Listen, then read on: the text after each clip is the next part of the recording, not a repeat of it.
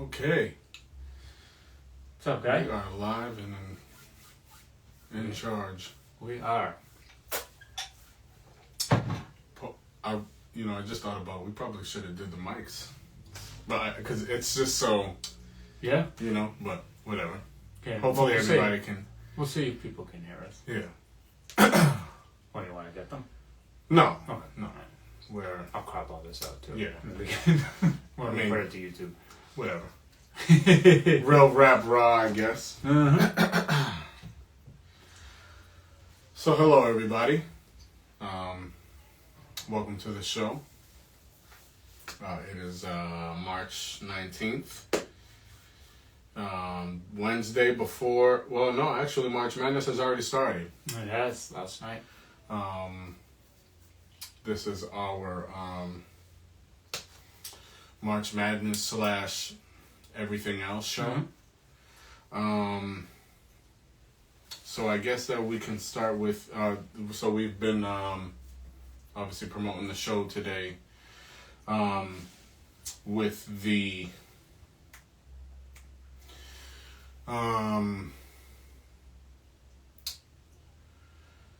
we've been promoting the show with basically special tribute.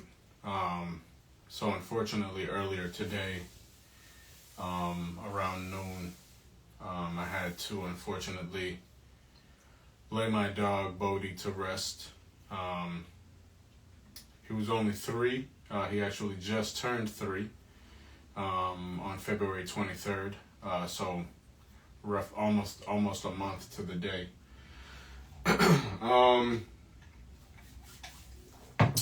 I can't really put it into words. Really, I mean, we never really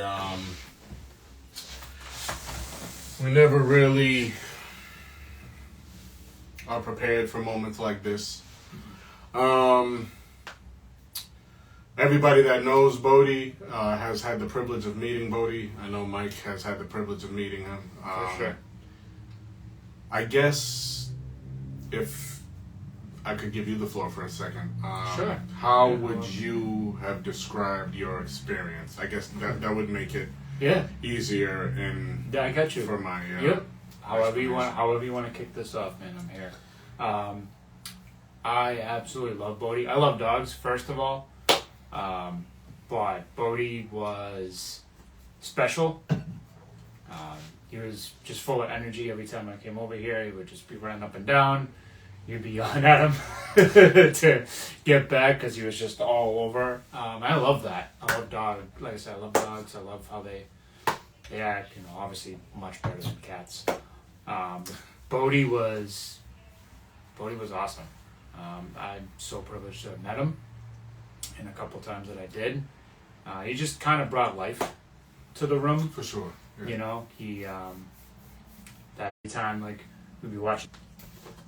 He would be. We're not. Oh, there we go. I think we're good. Yeah. Apologize. Yeah. Sorry for that.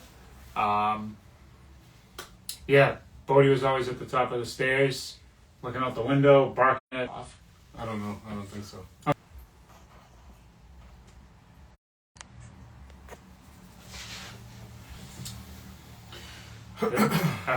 Yeah. So yeah, like I said, he was always top of the stairs, looking out the window. Like I said, barking at everything that walks by. He just brought so much life, and he was such a great dog. And when you texted me earlier what was going on, I couldn't. I had to take a minute for myself at work. No lie. It's not easy. I've never had this happen to me, so I don't know the actual pain of losing a pet, but I can only imagine. And he seems so close in their family. Rest in the sweetest peace, buddy. I can just picture him right here, kind of just rustling around, just like rolling all over my feet, and then just kind of like sitting there, just like looking up, being like, all right, what now? So basically, I mean, if you had the privilege of meeting Bodie or being around him, he was full of life, full of energy, and you don't really, you're never really prepared for moments like this. So, given the explanation that Mike gave, and if you had the privilege of knowing Bodie, you understood, who he was as a dog. Being a bigger dog, obviously, he has so much energy that he, you assume he assumes that he could fit in your lap. Absolutely. And you're what, 6'2"? 6'2". And he want he he's like tried to climb up, and I was like, no, buddy. So thinks he's a lapdog. To get into it, he was a complete 180 from who he truly was, which is unfortunate. So he was just slowly and gradually not being himself. He was slowly and gradually not eating. Slowly, and this is for purposes for, even Mike was like, listen, if you don't want to do the show, we had the show planned, scheduled. Yeah. I wanted to do the show because, as I told Mike earlier, time has wings, and as unfortunate as of an event as this is, you gotta truck through it and power through it. Mm-hmm. It's the first thing I text you was like, all right, if you want to do the show, we can do the show. But you need to give me some kind of Georgia Bulldog, some kind of dog wear to pay tribute to Big B. So this is one of the only few times you'll get me to wear any Georgia gear. For sure. This is for Bodie, this is for not for Georgia. For all the dogs. For all the dogs. This is the reason why this is on here. I feel. Yeah. So basically yesterday, we took Bodie to the vet in an emergency situation because he just wasn't himself. The appointment was at 3:30. Me and my wife Christina, we were in the room. Even over the phone, we gave them the symptoms and everything.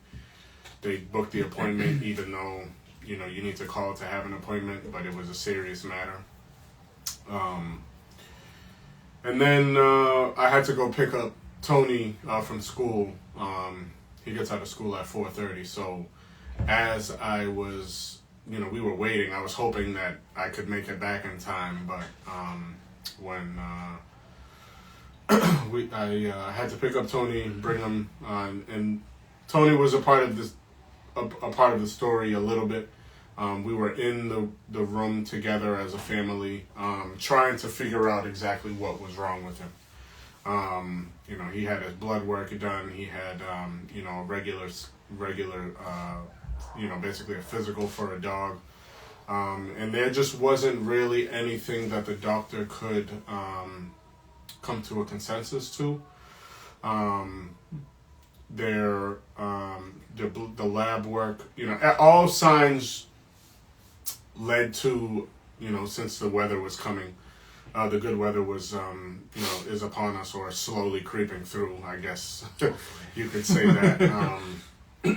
Spring is supposed to start on Thursday, so hopefully the warm weather, it sticks to the program. But we were able to basically realize and figure out that something was wrong. So we needed an ultrasound. Unfortunately, nowhere around had an ultrasound available. Mm-hmm. We went to I brought him to the emergency room myself, just to get looked at again. His blood test didn't come back as a whole, but as it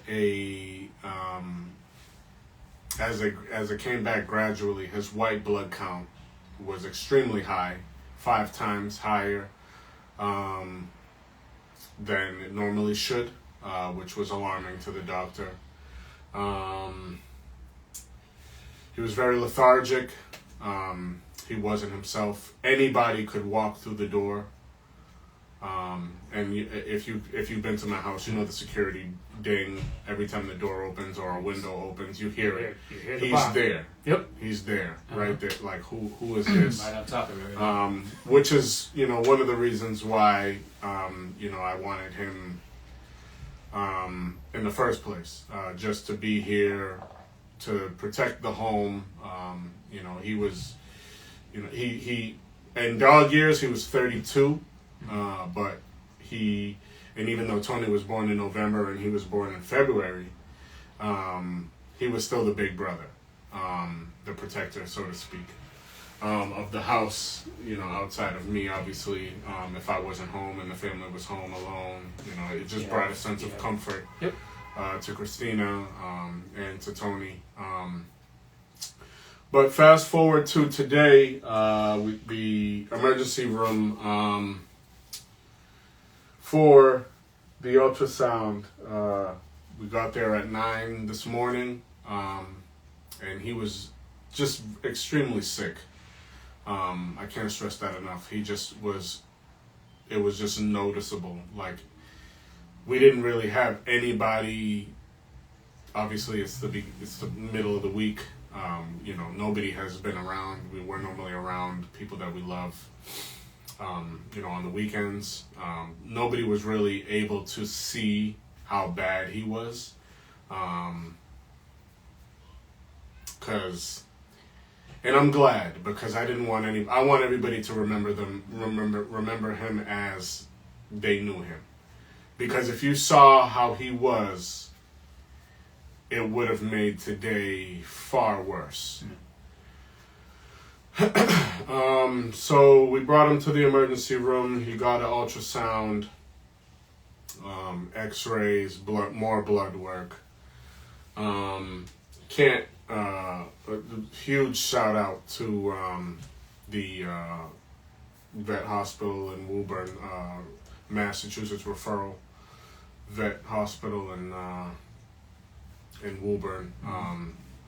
Tremendous hospital. I mean, I honestly, if I could do everything all over again, even though this would be the outcome anyway, I would have just brought him to the hospital from jump. Even though and just to be fully transparent, even if I was a billionaire, we still would have put him to sleep today. This isn't a matter of finances. This isn't a matter of trying to just...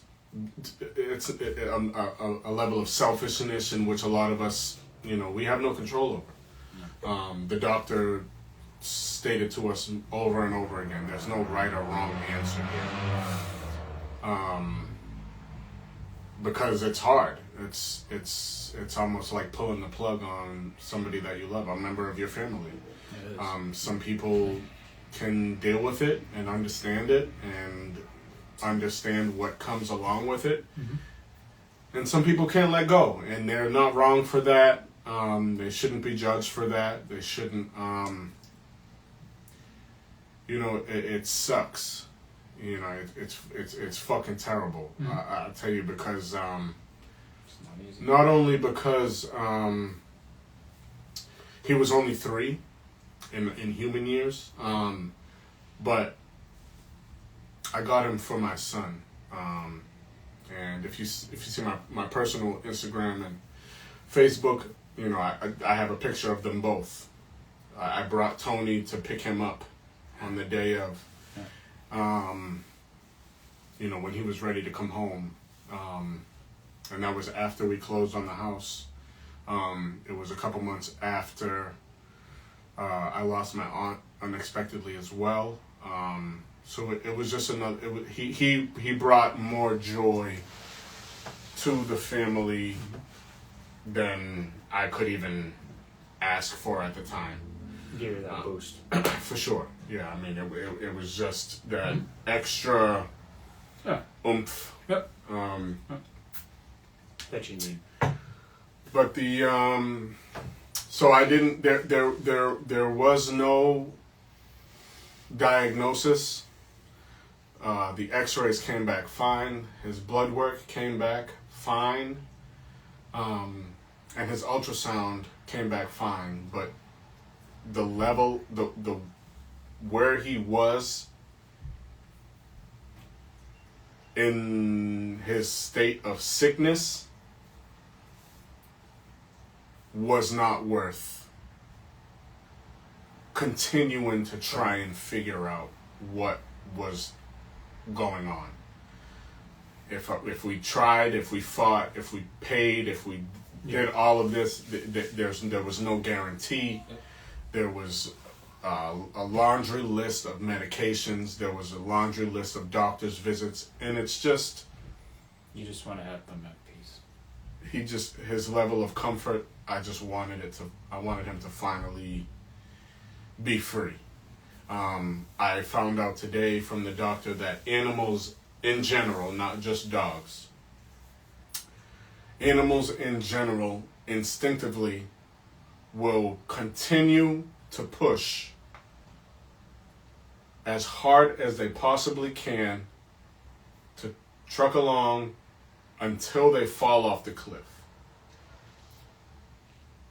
So with him not visibly not being himself, it was to the point where, and hearing that, it was like, okay, thank you. Because like that's some closure that this family needed for sure. And I had people texting me all day like, oh, he was sick. He was sick? What happened? And I've told everybody that he was so sick that I wasn't even able to get a diagnosis.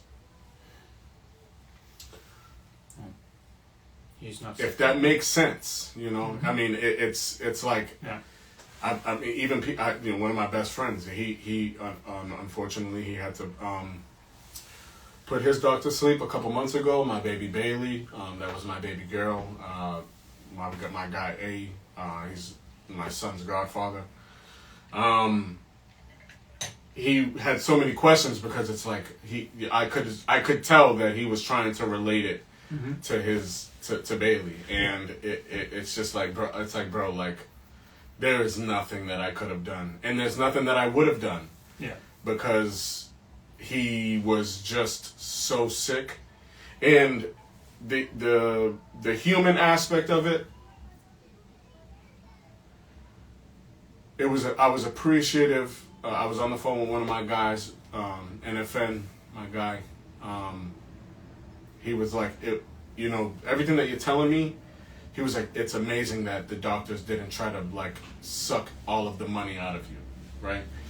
And I'm like, I didn't even think about that, right? Because I wasn't in the state to even think about that. But it was like, I was like, yeah, bro, that's actually a valid statement. Because the doctor was so professional.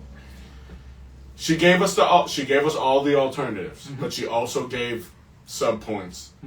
Like, listen, you can do this, but you can do this, but.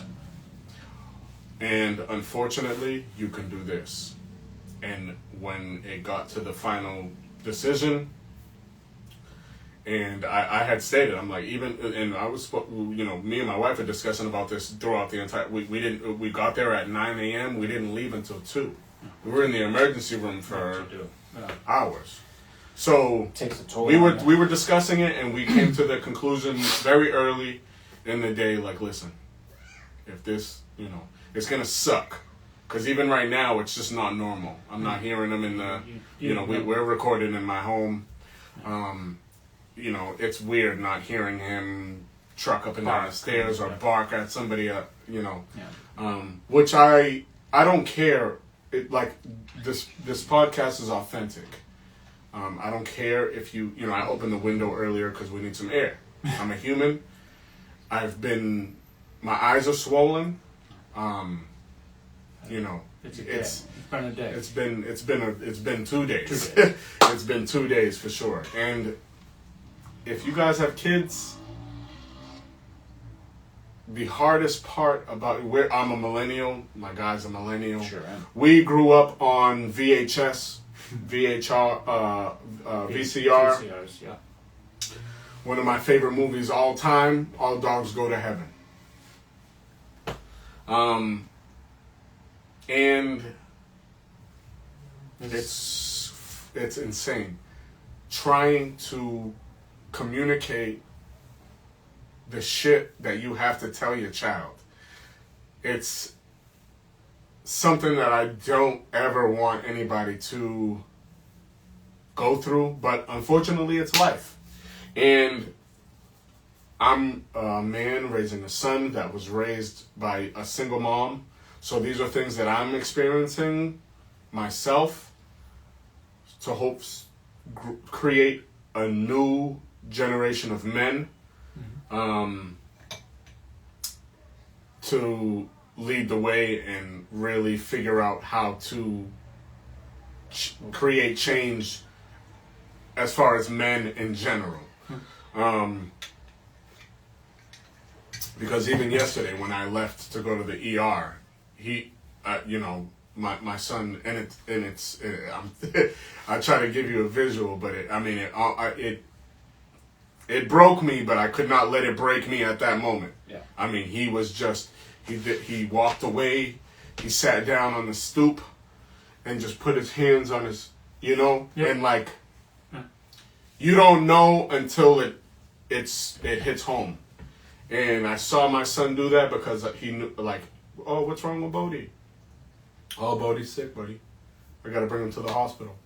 I want Bodie to stay home, and then obviously we had to do what we did today, and he's at school. And I just asked everybody to just, send me some strength, bro, because Tony doesn't even know. Tony has no idea. Me and Christina are going through it. We're able to console one another. I'm able to pick her up. She's able to pick me up. But I have to tell him that, Bodie is, So when I picked him up, and he's such a smart kid, right? I pick him up, talking to his teachers or whatever, blah, blah, blah. How was your day? And then he's like, Daddy, Bodie's still at the hospital? Man, listen. This is in the school. Inside. And I'm just like, gotta hold it together. My voice cracked. Of course. And I'm, my eyes watered, but, you gotta be strong.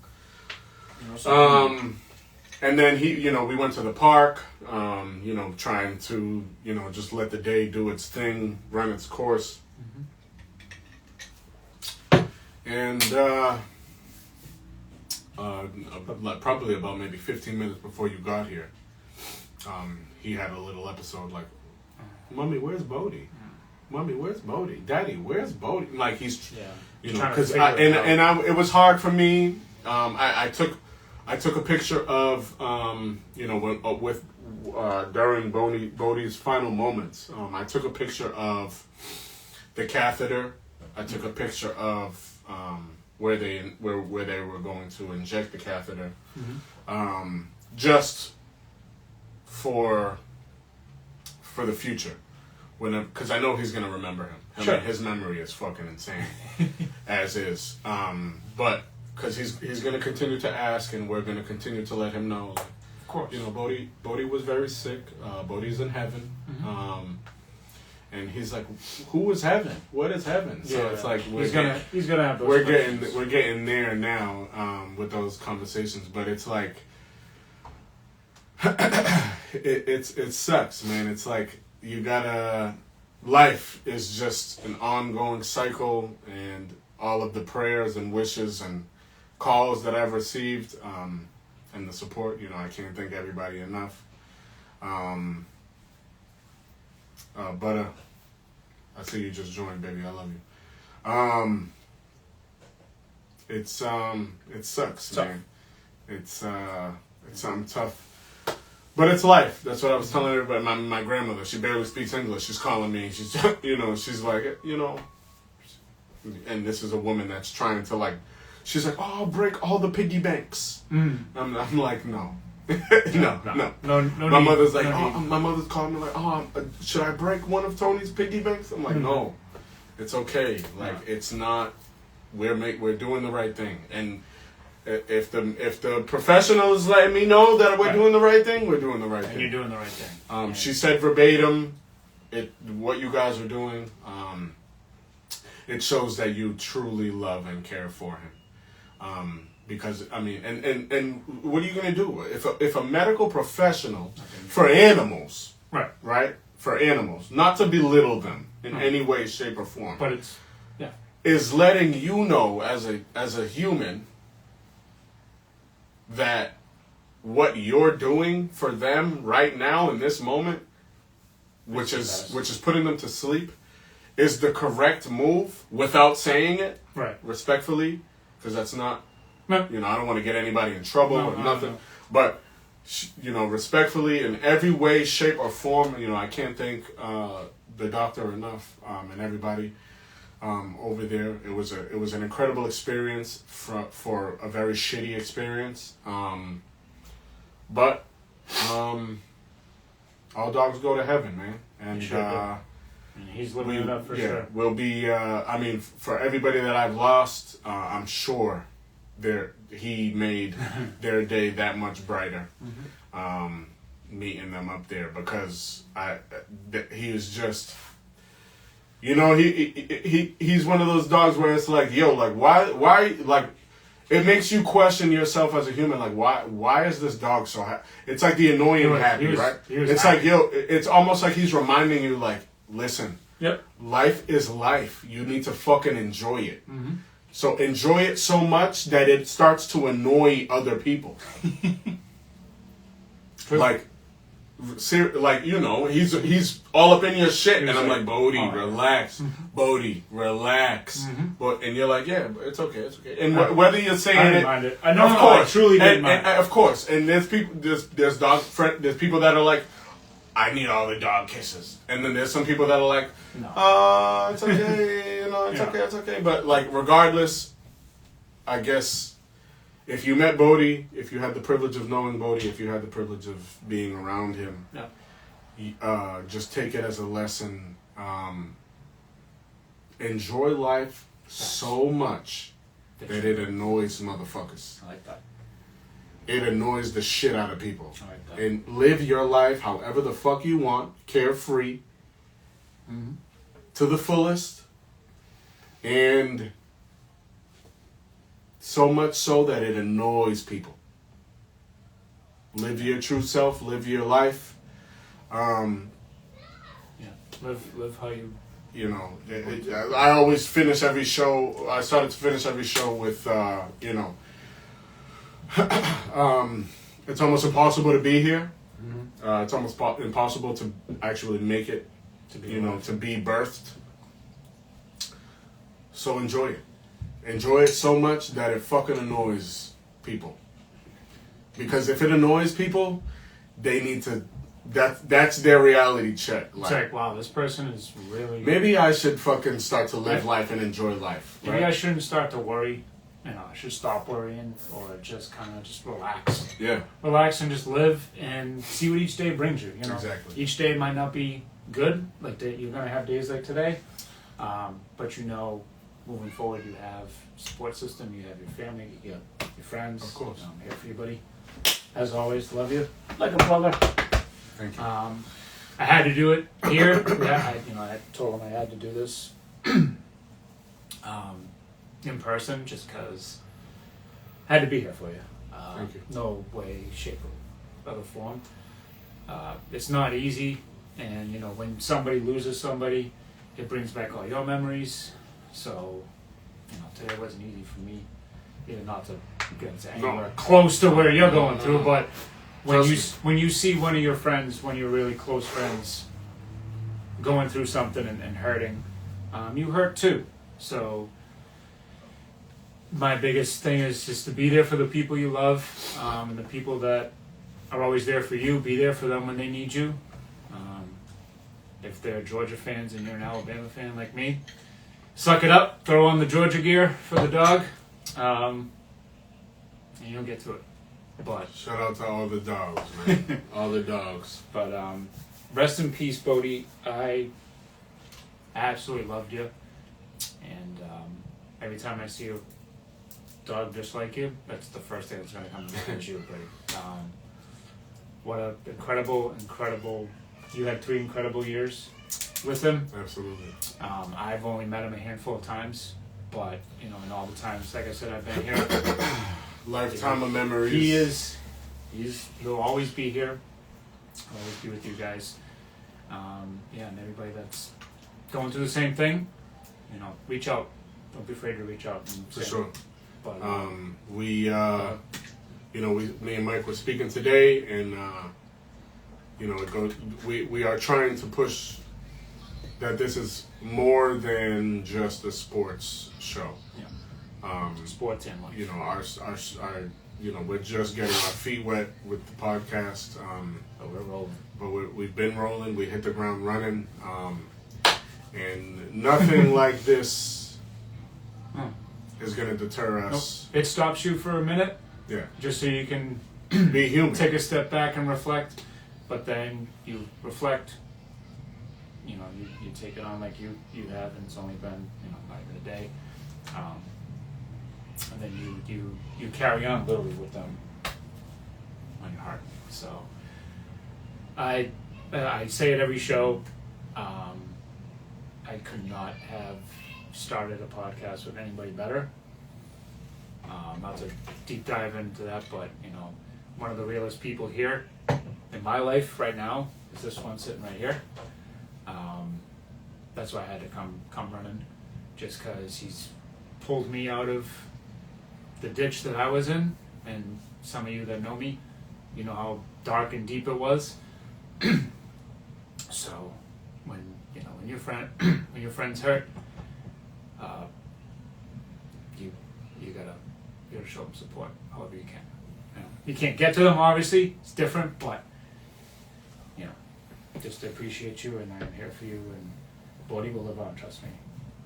He'll live on, man. For sure. So, with that being said, that's how we just wanted to start the show off. So it is Wednesday. So what's up, guy? March 19th. Yeah, March Madness. We are on it's March Madness. It's the first day of March Madness Eve.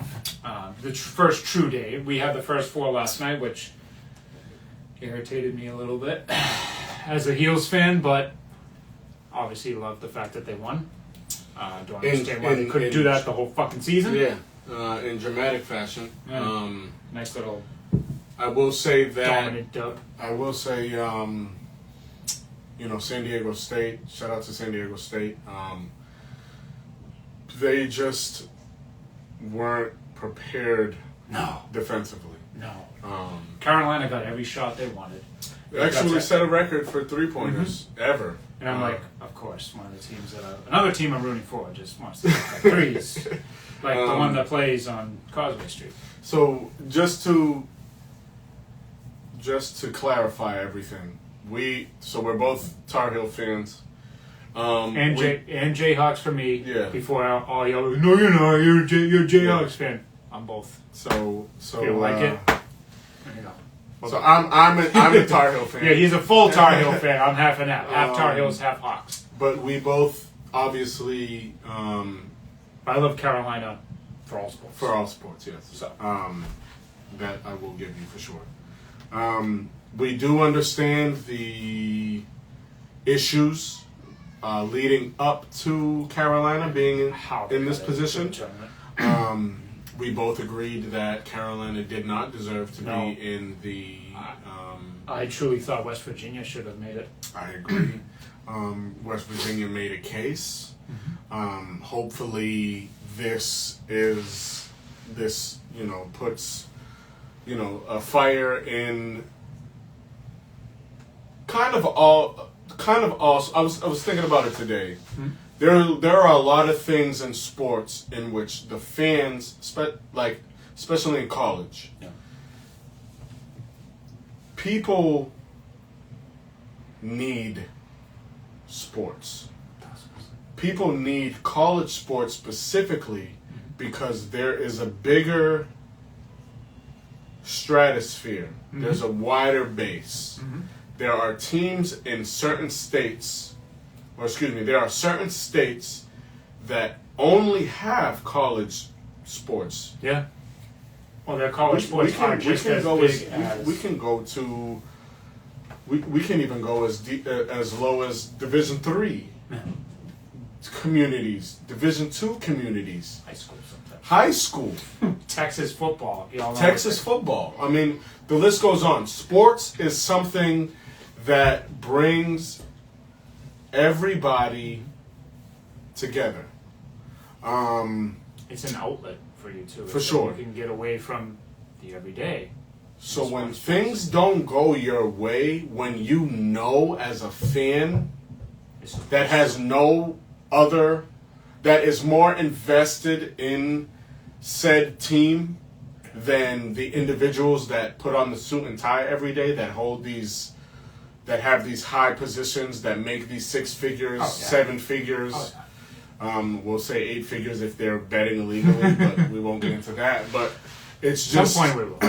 It's just you raise questions, and then when you're the team that is called out for for said issues, there comes a point in time where you need to realize, like, okay, yeah, like this is wrong, and this is we only want it to be we want it to be as even keeled as possible. The playing field to be leveled for everybody, and especially with college basketball, because there are 64 teams that are able to make it to this tournament, and that's a large number. You know, we want to expand it exactly, and they're already talking about expanding the football playoff. Right. They want to do this too. They exactly. Want to do 76, I think. So it's like, and if I'm wrong, and respectfully, it's like, why not, right? Why not? Add more. Then you won't have that Carolina. But also, it also takes away, I think, a little bit from. It's kind of like, all right, now we're just going to let everybody in. Whereas I do think how they have the field set up, I think it's perfect. It's perfect. It's 1 to 16, and you go all the way down each side of the bracket. Yeah. 4 brackets. It's set up perfectly. Yeah. If you're asking me, don't fuck with it. Yeah. Don't fuck with it. No. But like you said, it's the issue is the people that wear the suits, the people that make the decisions. Yep. Now, why is the athletic director for North Carolina a part of the committee? We don't know. I don't know. I can't answer that question. Does that raise a level of concern? Absolutely. Of course. For both parties, because it's like, well, why? Here I am, even though Carolina came back, even though Cooper Flag didn't play. Cooper Flag didn't play. Can we all be real for a second? Yeah, let's be realistic here. Cooper Flag didn't play. The Carolina played like dog shit for 80% of the game. Yeah, more than that. 87. No, I'm saying more. I said 3/4, so more than that. So 80's kind of spot on. Okay, cool. You had that final. Yeah. Okay. So let's call a spade, right? North Carolina did not deserve to be in the tournament, whether they won or lost. Right. The only way they deserve to be in there is if they won the ACC tournament. Of course. Because you obviously have the automatic. Of course, you have the automatic bid. But we understand too that Carolina is a blue blood. Carolina is the North Carolina Tar Heels. So when you think NCAA tournament, when you think college basketball, North Carolina's there. MJ, Vince Carter, go down the list. We have some Boston connection now for North Carolina, obviously, so it kind of pushes you a little bit more. For those fans that aren't too locked in, and you can cross over from football. But end of the day, the AD being on the committee should have been addressed to say, and we don't know what happened. We weren't in the room. Of course. Nobody's in the room. We don't know how they addressed it the way it should have been, because we can criticize it because it looks like it was shady. It looks like he was like, listen, North Carolina. Yeah. Especially the case that West Virginia had. And it's all, at the end of the day, about this. For sure. North Carolina Tar Heels bring in this. It brings in you and I. Like, who would you rather watch? Carolina? What brings the draw? The Carolina Tar Heels or the Mountaineers of West Virginia? Come on. It depends on who's coaching. Depends on who's asking and who's coaching. But overall, as a lazy basketball fan or a betting man, if you're looking at these matchups and you see Carolina's name, you're probably going to want to watch that game. When you see West Virginia, you're probably not as inclined to tune into that one. At least not off the jump. If it's a good game, you see like the ticker on the top. But overall, you're attracted to North Carolina. But like we both said, it's got to stop. It's the teams that deserve to be in this thing need to be in this thing. And as Derek said, both of us were not happy that they're in it. Don't think they should be in it. Did they come out last night and make it? Did that motivate them? All the hate they were getting? Of course it did. Absolutely. And honestly, as a Carolina fan, I hope it does. I hope it motivates them all the way to the national championship. Absolutely. It's not going to happen. But we've seen stranger things. NC State got in the same way Carolina did last year. They did as a 10, I think, or an 11. I think they were an 11, and they made it all the way to the Final Four. And Purdue knocked them off. Carolina can do that. Will they? We don't know. But it needs to be addressed, and it needs to be said, whether you believe them or not, that when a school that's associated, there's a man, somebody in power, on a committee, like the selection committee, it needs to be addressed and say, listen, you can't be a part of this. Yeah. You can't be in the meeting. You cannot be a part of whether your school gets in or not. Yeah. Sorry. There needs to be a face, yes, a commissioner. Yep. Even with college football, a lot of people say that Nick Saban should be the commissioner. But then you'll get people. Yeah. You know what I mean? If Alabama gets it, a couple years removed of Saban obviously will help that, but say Alabama, say he was the commissioner this year. But he's not. But the good thing about it is he wasn't the only. Right. That wasn't the only team that he coached. As everybody knows, I'm a Bama fan. Bama didn't deserve to be in the playoff. Rightfully so. Especially with the resumes. SMU deserved to get in over. Sorry. With that being said, it's just we're very excited. We're excited for March Madness. We have being in Massachusetts, we have a phenomenal Providence bracket. Legendary, to be honest. I mean, from players to coaches, right? You got Purdue and High Point tomorrow. High Point is one of those teams that have been picked to upset Purdue. We'll debate in a little bit. So we'll roll through the bracket. We got Clemson and McNeese, which another upset. Yeah, strong upset pick. And actually, what did I flip the McNeese head coach just took a head coaching job for I think NC State. I believe he took NC State. If I'm not mistaken, anybody that's listening can correct me. I just pulled up the bracket, but we'll roll through. I'm pretty sure McNeese, the head coach for McNeese, just took the NC State job, if I'm not mistaken. But He was- nonetheless, You have a great matchup and there. then we got St. John's, Rick Pitino, and You know who's happy about St. John's getting to Providence? who's that? Foxy Lady. And all those little businesses, quote unquote, around Providence, they see people from Jersey, they see Ricky P, they see John Calipari, who's the one other team that we didn't mention. Arkansas and KU, Jayhawks. Man, That's what they're gonna clean up. that's what I was like. Damn, like, I know that you would have loved to, being a Tar Heel / Kansas fan. I was watching it. I was parlayed on my couch, and I'm watching the bracket unfold. And obviously, I had posted this for anybody that follows me personally on my IG. And I'm just, I was obviously, I'm gravitating towards what's Providence is 45 minutes away, an hour with traffic. So It's like going to Foxborough. it's like, damn, like it's possible.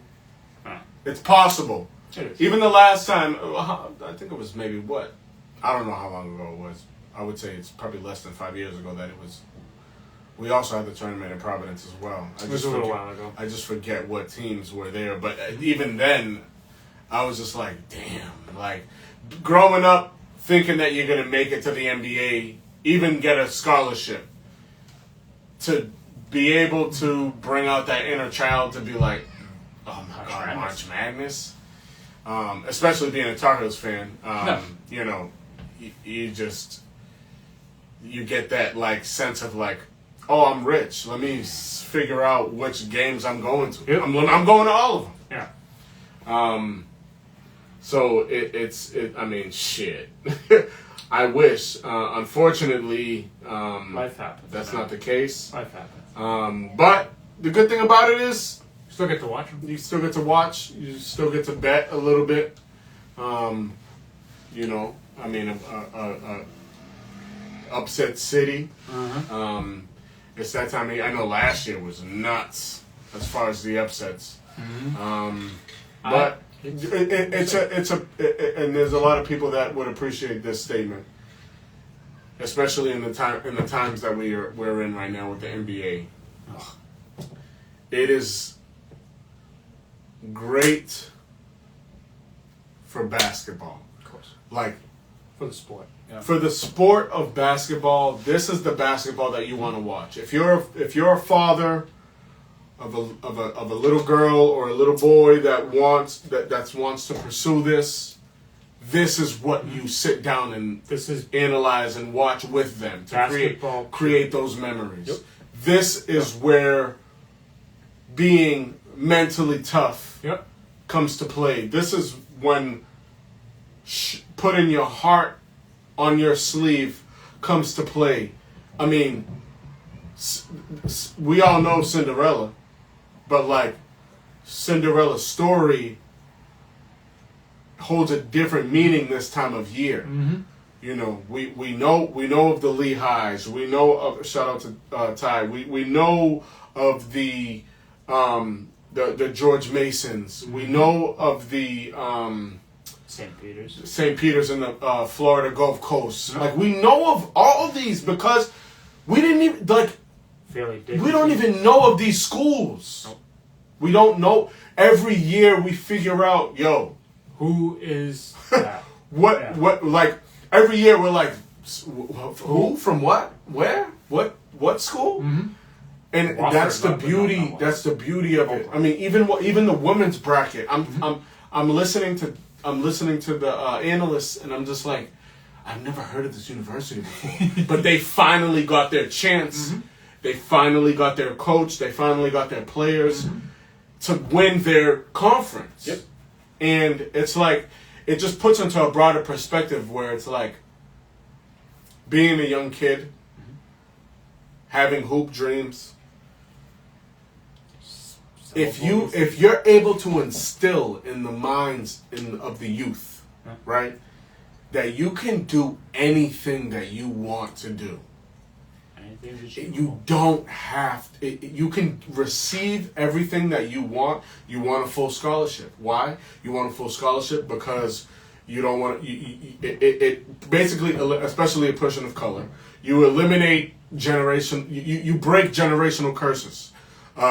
You're able to go to school for free without having to pay your student loans, which is holding everybody back, no matter your background. Mine just kicked back in. You know, so it's like if you really want to pursue this, you can go to a mid-major Division I and still be able to go to the tournament and make a name for yourself. Yeah. Like, I mean, look at Steph Curry. Look at what's his name? He went to Lehigh. Shit. Oh, McCollum. Yeah, Siege McCollum. Like, sorry, Siege. Because my guy is there. He's from my city. So I look at Lehigh and I think it's high. Whitney City. It took me a minute. My so guy. We're fine. There's just been, that's why though. There's been so many names and so many teams that you're like, who? And it's like, yeah, you can go to even Georgia, the Georgia basketball team. They're in it this year. They made it, and I think maybe 3 weeks ago they were the first 4 out, but they ended up having major wins against major teams, and it's like, okay, this team is serious. It's like, with the players that they acquired. I mean, they have they have a phenomenal roster, and they have one of the top 10 players of last year. Played with Coop and all of the arguably the greatest high school team of all time. But it's just like this is just the best time of the year for basketball, for the purity of the sport. Like if you love it, even if you hate it, you're able to. You'll love it. You don't have to worry about anybody fucking bitching and complaining, crying for calls, flopping. Like these dudes are balling. They're not going. They're going after the W. That's all they're going after. They're going after the W. There's no money, technically, but like. Yeah, I mean, the money only comes into effect when it comes to NIL, but like, but even so, everybody's already paid, right? So it's all for the market. It's like, okay, this year, everybody's goal. This is what the money has accumulated. All 64. When we're done with the first 4 tonight, all 64 tomorrow, they have one goal, and that's to raise that trophy in April in San Antonio. Absolutely, San Antonio, right? Yeah. San Antonio, yes, you are correct. I was looking at the Final Four sites earlier. So, my big thing is, when you watch the tournament, be appreciative of what you're watching, because you really don't get anything like this. Even with obviously college baseball has the World Series, it's not like this. No. College football has the playoff, it's not like this. No. This is the most pure tournament you will ever get in any sport because of what's happened. Like Derek said, you have teams like Oakland last year. People are like, "Oh, Oakland, California." Yeah. No, not Oakland, California. So, okay. So look, just for example, obviously this is a 16 seed, but we have SIU Edwardsville as a 16 seed playing Houston. Where is that? Like, you know what I mean? Like, what are we talking about here? Question. Omaha. I didn't even know was a school. No, I know from hockey. Good hockey program. See, I never even heard of them. Grand Canyon. I believe they are the. They upset St. Mary's last year. I believe that they're the Greyhounds, if I'm not mistaken, or something along those lines. Antelopes. I'm a skinny animal.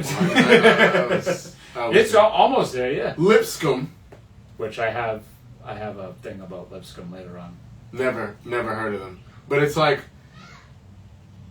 And Alabama State. Never. I mean, I heard of them obviously, but it's like that's they're one of 64. So even making it to the top 64 teams in the nation is incredible. Yeah, you are part of you are one of the best teams in college basketball, And not even, so to speak. not even a part of the first four. No. In. No. I mean, Alabama State, credit to y'all. Oh, here, look at American. American, I believe, is in Virginia, if I'm not mistaken, and Mount St. Mary's. I don't know where that is. That game is live right now. I think Mary's was winning.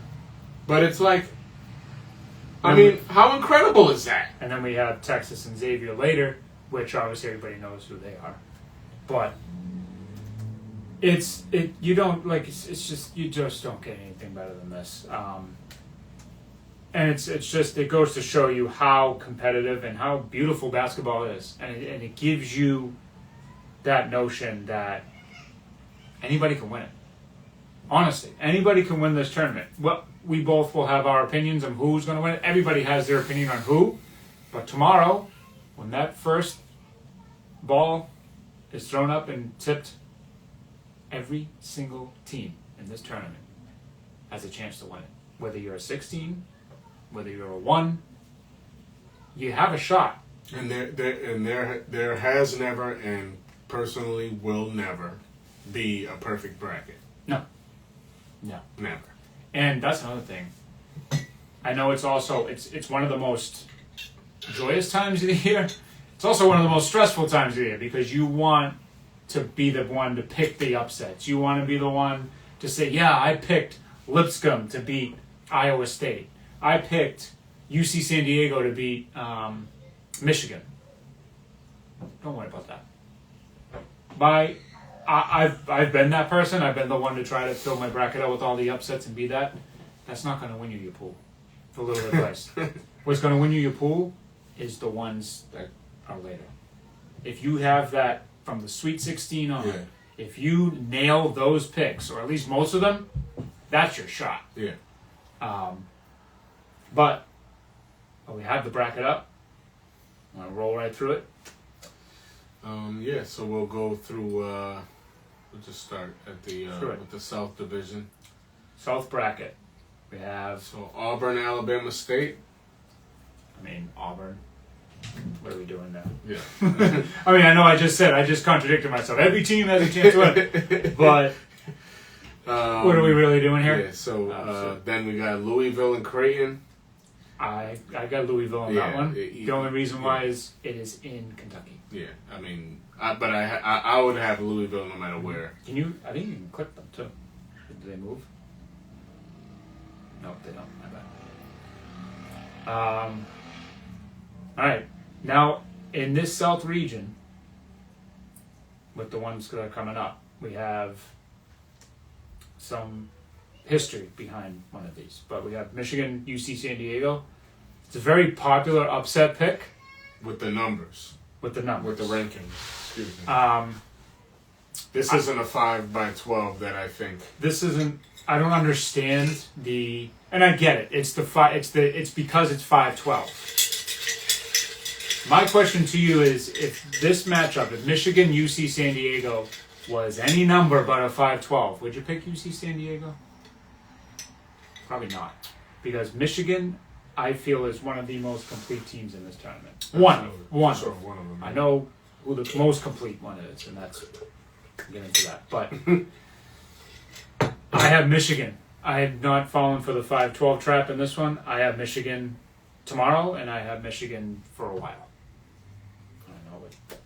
I agree. I don't think San Diego has what it takes and nearly the amount of NIL to pay for players. But it is a 5-12. It is a 5-12, so if it happens, everybody will be like, see? But... so Texas A&M and Yale. So here it is. In the South bracket, the past 2 tournaments, the 13 has beaten the 4. Wow. Last year, Yale was the 13th seed in the South bracket and beat Auburn. Texas A&M is streaky. Here's my first upset. I'm picking Yale You are? over Texas A&M Okay. tomorrow. Oh, I just feel like the SEC is just absolutely fucking incredible. And no shade to Yale, but I think that the SEC prevails. Texas A&M. So I'm taking Texas A&M. Here we go. With this one, I will flip flop, and this isn't only because I'm a Tar Heel fan, but I believe that North Carolina will definitely be able to upset Ole Miss. Just with the guard play, and That's the key to this tournament. for sure, Guard play. absolutely. And not only just the guard play, but being able to put it all on the line, especially facing the adversity that North Carolina has faced over the past week.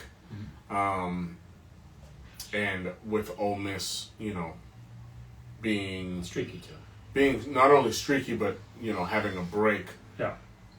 A magnitude of this stage, The light's too bright. the lights may be too bright. Another thing about This is by no means me saying that North Carolina is going to make it the whole way. no. But I think that because North Carolina, mopped the floor with San Diego State, I think that they Carries. one of the biggest bets actually yesterday was North Carolina with the points, and I believe they were 4.5, if I'm not mistaken. They were 4.5. 4.5, yeah. So I didn't understand it when I saw North Carolina 4.5. I was like, why? yeah. I mean, I wish I was I wish I put my house on it. But I was like, there's something wrong there. Because obviously everybody was saying that they didn't belong. They're going to get but I'm taking North Carolina. I'm not sure if I you're am feeling the same way. taking North Carolina. Okay. And there's a big reason why I'm taking North Carolina. One, obviously, because of last night. But two, another stat, and you can't tell already, I'm a big stat guy, and a creature of habit, if you will. North Carolina, it was part of the first four, and one team in the first four every year except, I think, 2012, correct me if I'm wrong on that, or 2018, one of those years, every year but one since the inception of the first four, a team out of that portion has made it at least to the second round. More times than not, that team makes it to the Sweet 16.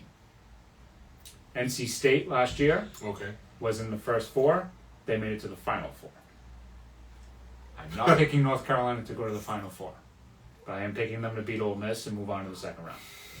Sure. Okay. So we got Iowa State next and Lipscomb. So Lipscomb.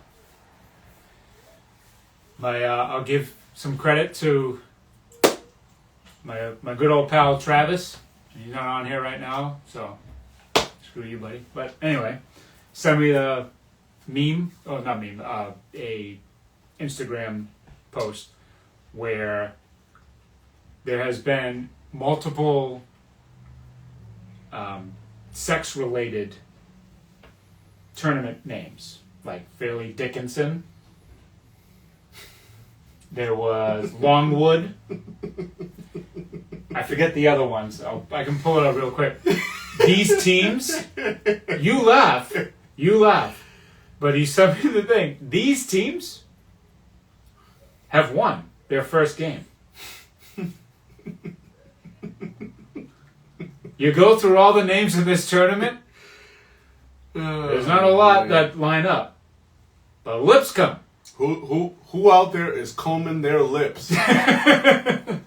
But if you say it, got some explaining to do, ladies. But if you say it quick, Lipscomb, that is the closest you're going to get.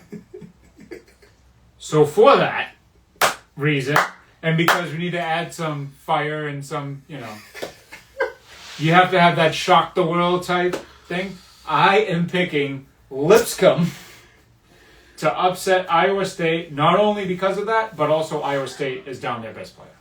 I think that they could move on, but why not pick this upset? Because in the next round, the competition gets tougher. Oh, And yeah. without your best guy on the floor, that you can't really go that far in March. Sorry. Hey, So listen, if you don't want Lips to come, then why not pick What the fuck good are you old doing? Lipscomb to upset Iowa State and continue the sex trend gang shit. March Madness? Let's go. bracket here. Let's go. Over Iowa State. 14-3. Make it happen. Book it right now. Marquette, New They're Mexico. probably gonna get killed, but it's okay. Now I'm gonna read all these names and try and get fucking sexual with it. I'm gonna find it. Go ahead. Well, while we're rolling, I'm gonna find the. Marquette in New Mexico. I'm gonna go. I'm just off the rip. I'm just gonna go Marquette. New Mexico has been a popular upset pick. Yeah, they have been. They were also a popular upset pick last year. Eddie House's kid, I think, was on New Mexico last year. Oh shit, really? And they screwed me in my bracket. So this year, screw you, New Mexico. I'm taking Marquette and Shaka Smart.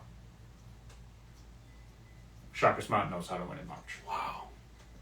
I forgot he was the head coach then. What a sin leaving VCU, huh? Why? We'll get to VCU. I mean, hey, listen. If the money's there, right? Facts. And last but not least, Michigan State and Bryant. Hey, we got another New England team. For sure, yeah. So, this is tough because I got so many ties to Bryant, but realistic. But Michigan State is a team that gets upset in March. It's funny. They either bow out early, or Izzo has them rolling deep into March. I don't think Bryant is one of those teams. Okay. I think Michigan State. I'm gonna roll. I've been on the Izzo train this year, so I smell a lot of good coming out of Michigan State this year. Right. So the other ones: Oral Roberts, St. Peter's, because people refer to Peter. So it was 3 years in a row. 2021, Oral Roberts defeated Ohio State as a 15-2. St. Peter defeated Kentucky as a 15-2. This is not good because we said 2 15-2s and Michigan State's a 2. And 2023, Fairleigh Dickinson obviously knocked off Purdue. Last year, Houston faced Longwood. And they were in it. I remember Longwood was winning that game, and I texted my buddy, I'm like, you gotta be fucking kidding me. This is gonna happen again? But obviously, as we know, Longwood was no match for Houston. The Longwood was no match for the Cougar last year. What is it? Longwood what? Do you know? I have no idea. I will admit, though, on this podcast, earlier this year, it was Drake's second start. No, I forget one. It was one of Drake's first couple starts here, and college basketball obviously just started. So I was looking at DraftKings, and it was like an early day. It was a tournament, like those tournaments in the beginning of the year, and I saw it on DraftKings. Drake and whoever the hell they were playing, and right underneath them was Longwood and some other one. I was like, Drake's Longwood, huh? And Drake's getting the start this way. I'm like, you know what? Let me take that as a parlay. The fucker hit. I won cash off of it. Hey, so, listen, take Lipscomb. That's all I'm saying. So we got the West bracket now. Florida, Norfolk State. I wouldn't even waste any time on that. Florida, obviously. Yeah. UConn and Oklahoma. This one's tough. An 8-9. 8-9s are tricky. Yeah, you get a lot of 9s upsetting the 8s.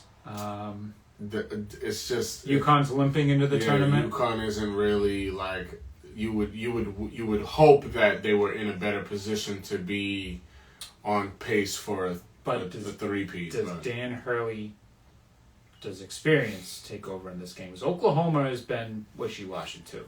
Yeah, I mean I'm rolling with Hurley. I'm going UConn as well. There's no for the way, first one.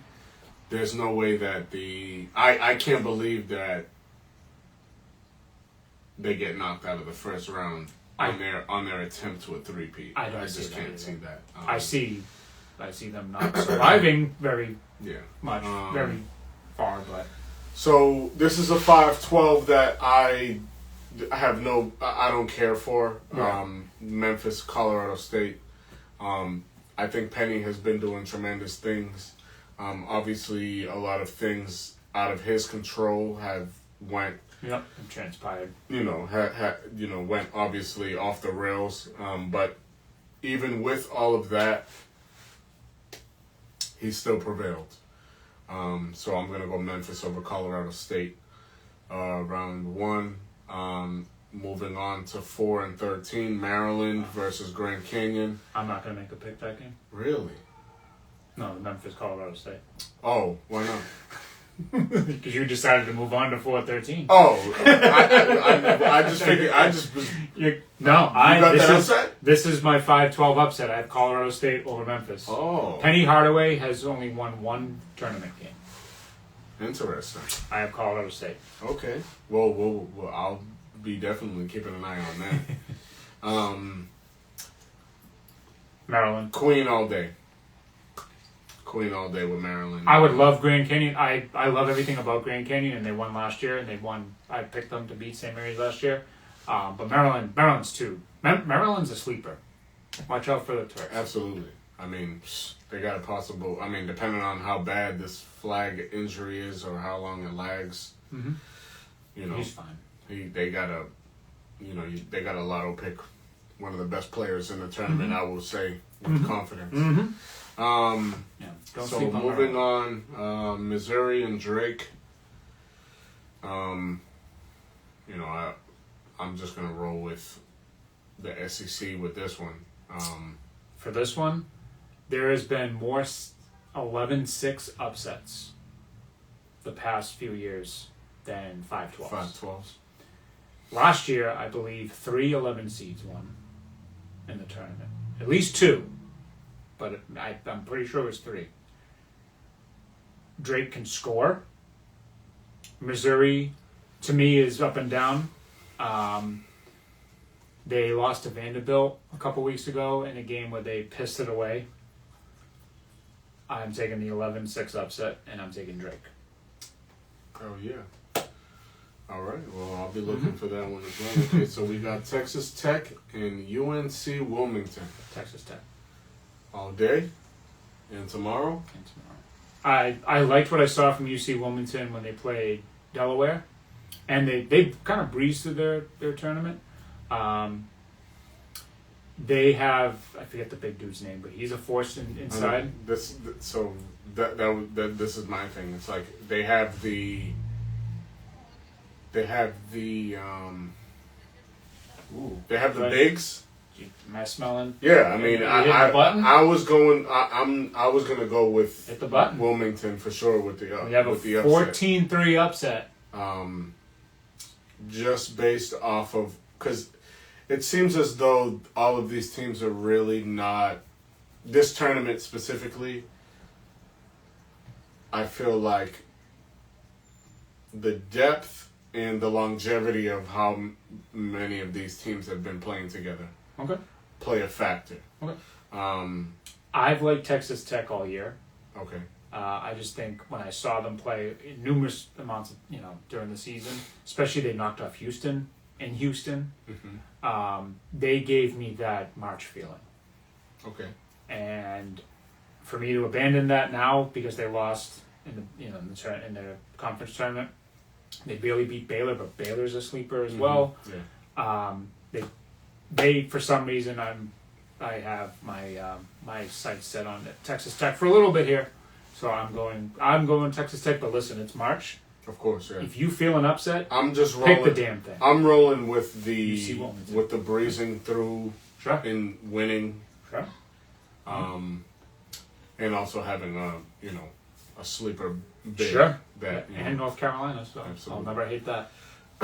Moving on to what a matchup, right? Chuck, Jayhawk, and Calipari. For me, Kansas this year, nowhere close to where they usually are. Very down year for the Jayhawks. Arkansas, just as inconsistent. Their biggest win, obviously, was at Kentucky, which was huge. but there was emotion behind Of that course. Calipari. And if Of you didn't course. think Arkansas was going to win that game, you're an idiot. This is tournament time. This is probably going to be one of the better games of the first round matchups. And it's in Providence. For sure. Very neutral for both. Mm-hmm. I'm surprised. I'm going to be surprised. Not surprised. I'm going to be watching to see whose fan base travels better. Oh, for sure. Absolutely. Kansas or the Razorbacks. I think that both of these teams. Boogie Flan for Arkansas. What a name. Facts.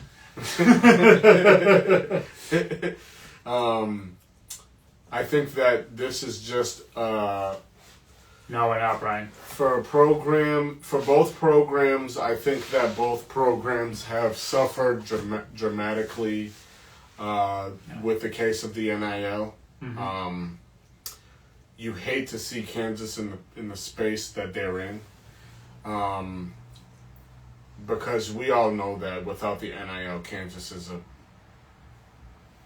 fringe one seed, based off of history. Arguably, You're going to see the greatest- effect this tournament. The NIL Of course, has. absolutely, Most absolutely, fans. Which sucks. I mean, I see where it sucks. Pause, The but impact. Ooh, geez. I know it's going to put into perspective, just like it did with the college football playoff. It It's did. obviously a one and done, physical sport. Yeah. Football is obviously you're not going to have a game every other day with football, but No. NIL is going to play a huge role, and it has in all of college sports. Mm-hmm. We're still in that year of watching all college sports and the effect of NIL. Yep. And it doesn't seem like anybody is happy. No.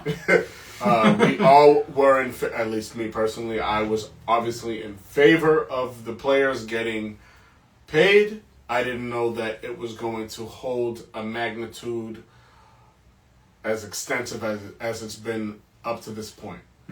So with that being said, we asked for it, And here it is. and here it is. This is just something that we're going to have to get used to. Mm-hmm. Whether critiques are made or not, that's to Soon be to told. be But it said. would be nice to get to go to our previous point about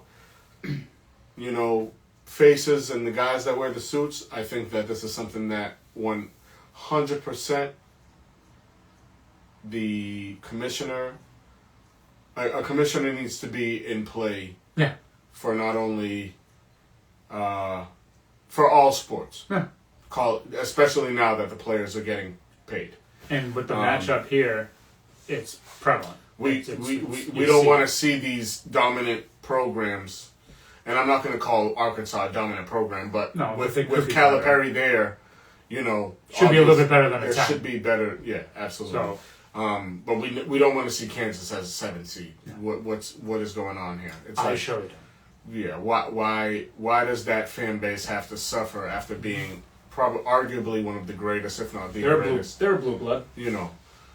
Without question. Kansas, Duke, Carolina, Kentucky. Yeah, without any question, we don't want to see that fan base die because they don't have enough. Yeah. It's already bad enough that they're sponsored by Adidas, which I find to be a very massive. Uh-huh. I mean, if you're not Nike, then Swish all day. then you're losing players. I'm sorry, but that's a whole different argument. But With that said, yeah, in this game, I think Kansas does show their tournament experience through Dickerson, Bill Self's coaching. yeah. I mean, the best. I have the best. I as a Kansas fan was going back and forth with this one. Honestly, I was considering Arkansas because of how down Kansas has been. But once Carolina won that game last night, the down year and all that shit goes out the window in this March Madness tournament. So I am rolling with the Hawks, the Jayhawks, to move on to the second round and beat Arkansas. Okay, and last but not least, well, I'm not even. I can't even really pick. I just want to watch a phenomenal basketball game because that's how I feel. Mm-hmm. I guess if you've got a gun to my head, well, you're filling out a bracket, so I'm going with Cal. Coach Cal. I'm going with Coach Cal. Mm-hmm. Year one. Arkansas. Over KU. I think KU needs to adjust a little more to the. And I wouldn't be surprised. I think KU needs to adjust to the NIL more than Cal because Cal has shown with or without the NIL that he can put together a roster. He can clearly get guys to buy into his. Arkansas, for me, I would have picked up. The one reason why I picked Kansas over Arkansas is Arkansas goes through streaks. They are very spotty. They're either really hot or really cold. And I think in March, when you're really cold, I think Kansas would be able to take advantage of that and start to pull away a little bit. They'll come back. I think it's going to be a great game. But I think just Bill Self in the end. March Madness kid. March. Get your brackets filled out. And then lastly, St. John's in Omaha. Ricky yeah, P. I mean, Ricky P all day. Nice. He'll hit up the Foxy Lady, get some inspiration. Very. Take on Omaha. I'm very impressed with Omaha. But I just don't believe that they have what it takes, especially being so close to home. I think that's a light travel for everybody in New York. 45-minute flight. Blasting the Sopranos theme on the way there. 4-hour drive. It's nothing compared to, no disrespect, but Omaha's in the middle of nowhere. Nebraska. It's a 2-15, which, as we've seen, 15s have upset 2s, but it's not going to happen here. Yeah. So let's go over to the Midwest bracket where we have. You want to go up? We'll go east. Oh, you want to go east? Go all the way down. Okay. Oh yeah. Cool. Oh yeah. I was gonna go. Who's Alabama State is playing. No, they're American or Mount St. Mary's. So we will go with. Looks like Mount St. Mary's. Yeah, it looks like Mount St. Mary's. There's 6 minutes left in the second half. Mount St. Mary's is up by 19. So we'll just roll with it. I mean, regardless. Either way, it doesn't matter. Duke. And that's all it needs to be. D-O-O-K. That's how you spell Duke. D-O-O-K-I-E. Actually, Dookie. So we'll move on to 8 and 9, Mississippi State and Baylor. Obviously, personally, I'll roll with Baylor. Baylor as well. I think that they're, mm-hmm. a sleeper, like you said. Mm-hmm. I'm rolling with Baylor. So 5-12. 5-12, Oregon and Liberty. Dana Altman, the experience of his coaching. Yeah. I think Oregon is a tournament team. It's always been a tournament team. They know how to win this in this time of year, no matter who he has on his roster. I don't think I don't think that the history with these numbers. I don't think there's a lot of 5-12s this year. I really don't. No. I think Oregon beats Liberty, and I think they beat them pretty convincingly. I agree. So 4-13, we got. This is another Arizona and Akron. Trendy upset pick here. I've seen a lot of people picking Akron. So I will openly say that I'm going with Akron. You hit the button, all right. I will go with Akron over Arizona. All right. I have family at the Akron game. What was it? 2 days ago. Very impressive. And I'm just really not convinced. And Arizona's a team that bows out in the tournament fairly quickly. Sometimes they've bowed out against Princeton as a 2. They've bowed out in many years where they're picked to go the whole way. I wouldn't be surprised if Akron wins, but I am picking Arizona. Okay. 6-11 VCU. BYU can shoot the hell out of the ball. They can. That they rely on the 3. Exactly. Which is why 2 reasons. Number one being is they're a live and die by the three type of team, and I just don't think that that's going to win you a national championship, let alone a basketball game. And BYU likes to bow out early too. And VCU obviously has a little bit more hunger, and I believe will 100% and wholeheartily capitalize. They ball on defense too. Yeah. They are smothering in their game on Sunday. If they aren't dropping, they're grabbing the boards. Yep. And they're outletting, Yep. and that is just how you completely deplete a team. And that's how you win in March. That's how And you march to it. The secondary fast break is something serious, So and I just can't. I don't believe that. I don't believe in BYU. Maybe next year when they have, the number 1 player of the class from Massachusetts. Sure is. We'll see how far he can bring them. They're obviously a prominent, force in March, but I don't know if I think this is probably a down year for them with good things to come in but next year. For this tournament, VCU. Yeah. Another 11. I'm taking VCU with that upset. Another 11 over. Back-to-back upsets for your boy. Mm-hmm. Wow, so we have Akron. But Akron will play Oregon in your bracket. Yes. And VCU. We got Wisconsin and Montana. I've seen some upsets here. I've seen some people pick Montana. No. Sorry. No. I hope so. I'm hoping for madness. I'm hoping for double-digit seeds all over the place as we move forward here. But I just don't believe in this one. So give me Wisconsin over Montana and probably the whitest matchup in college basketball history. Just gotta throw that out there. I didn't even fucking think of that. I'm just saying. Somewhere in Wisconsin. All right, so we got next. Oh well. Yeah, you're going. I'll go with Wisconsin. Obviously, I'm not. The Grizz. No. Never. No. The whole notion of I remember like they're gonna win now. People, it's funny because like you know how people are like, oh, go with whatever when it comes to March, go with whatever. We got the Badgers and the Grizzly Bears. Oh, like the more ferocious. Yeah, and it's like, stop animal. Stop it. I mean, that works for some. I have been in pools where people pick based on the fucking colors, and they've won the pool. So this isn't about. Well, they're both red, so one will be white, one will be red. So, right. Well, Montana will be in this case. Montana will be red. Red, and Wisconsin will be white. But they Wisconsin. Sure will. So Wisconsin prevails. All right, Wisconsin. St. Mary's and Vanderbilt. Vanderbilt's a very trendy upset pick.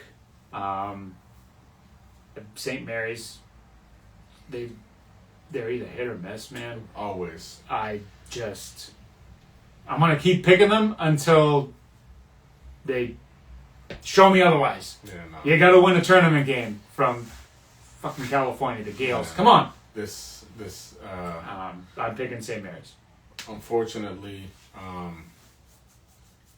the guard play is just it's what matters. Mm-hmm. And I'm rolling with my SEC guys. You can. Andy. So I don't really see this as an upset. I just believe that because Vanderbilt is in such a tough division where a record-breaking 14 teams made it out of their conference. Mm-hmm. It's a lot of love for the SEC, yeah, so you guys better show up. For sure. Absolutely. I just don't think that... I think that they will be... They know that they're higher than a 10 seed, and I think that it will show convincingly. Okay. And then lastly, to close out the East, we got Bama and Robert Morris. I think without question, Bama takes this. Mm-hmm. They're the 2 seed. There's nothing much left to be said. Robert Morris. No business losing to fucking Robert Morris. Mm-hmm. You think that now? Yeah. And then tomorrow I sound like a fucking asshole. But yeah, and last but not least, we have the Midwest bracket. We start out with. I'm trying so hard to think of these fucking sexual thingies. Oh no, there's not. That's it. It's just Lipscomb. I know, but now I'm like, what? Somebody missed one. No. So we got Houston and SIU Edwardsville. Shout out to SIU Edwardsville. But wherever you're from, you'll have a one-way ticket to get the fuck out of here. Houston, unless there's something drastically wrong, right? With Kelvin Sampson's. So Gonzaga and Georgia. Georgia is on the incline as far as an upset, being only the 9. Wouldn't even be an upset, but. I agree. I believe that the schedule of Georgia and the tenacity in which they play with, on top of the weak schedule that Gonzaga has had all year, I think Georgia exposes them in a Bulldog matchup. There's one thing that pisses me off, especially being a Georgia Bulldog fan. Is the fact that there are teams that have the same mascot. And I believe there are I actually didn't think about far too many teams, especially major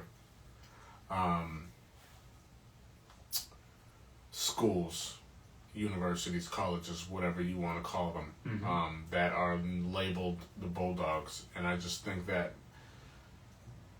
the history behind the University of Georgia, okay. You know.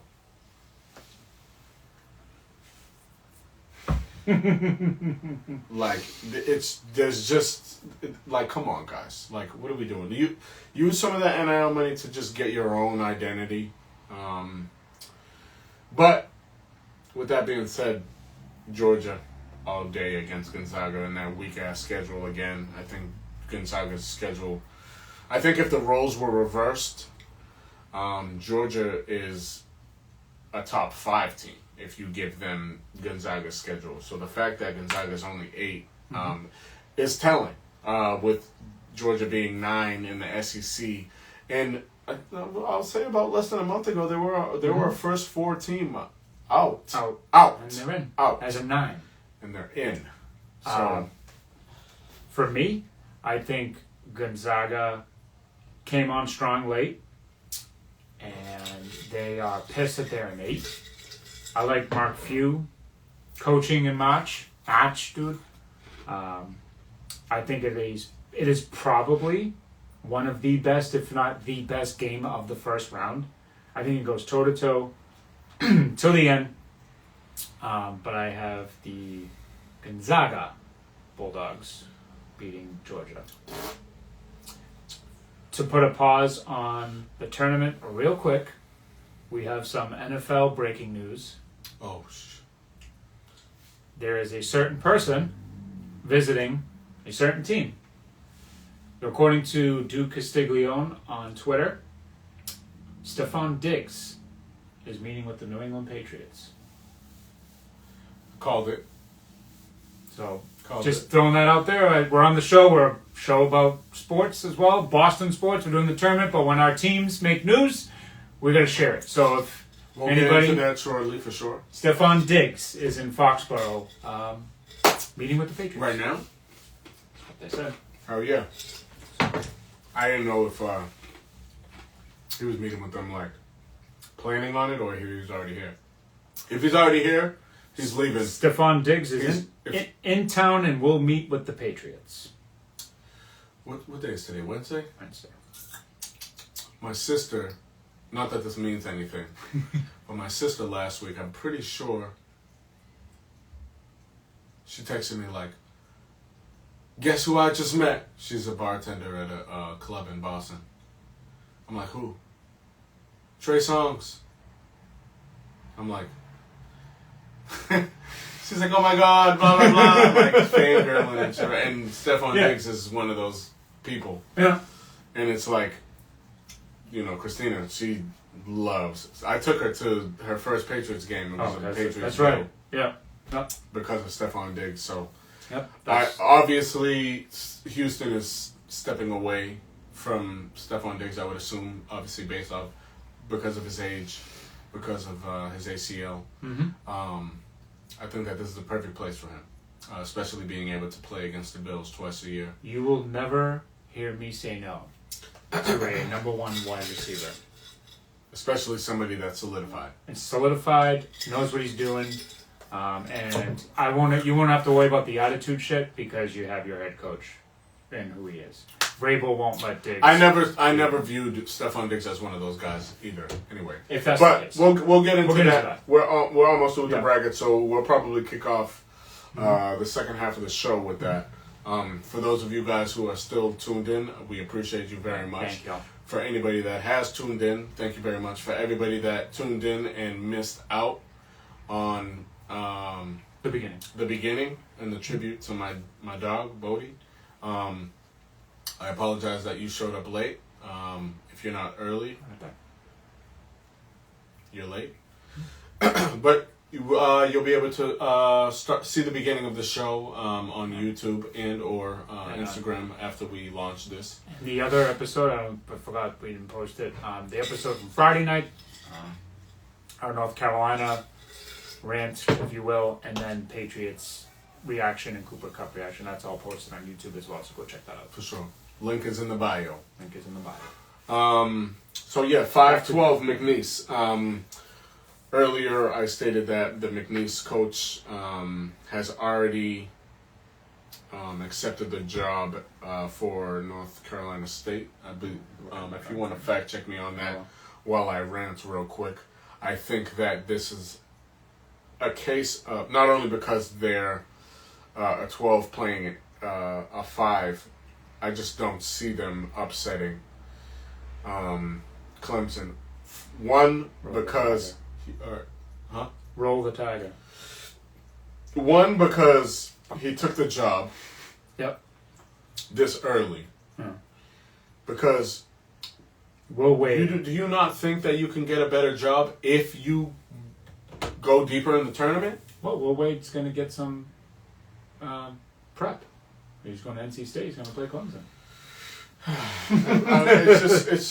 I agree. I hate it. It's like I'm not in this. I'm not in this guy's position. I'm not in this guy's like. Life position, if you will. If you're able to take on a job that pays more and exposes you to more opportunity, obviously take the job. Do it. But in McNeese over North Carolina State is a no-brainer. I'm taking that job all day and tomorrow. It's the timing. Premature. It's just like you didn't even play yet. Like so and even though it's in the NIL times, it's like who in McNeese? Like how much are these guys getting paid? This is an opportunity for you as a coach, right? In this era. You can legitimately, these guys, right? You've been through the mud with these guys. You made it as a 12 seed, which is honorable within itself. Playing a 5 seed in a great basketball program, a great university in Clemson. Rick Pitino earlier, I watched an interview. I'm not sure which podcast he was on. But when he was a coach at Iona, 4 of his guys, I believe, are also in the tournament respectively in different places. One of which is Florida, one of the, a potential national champion, and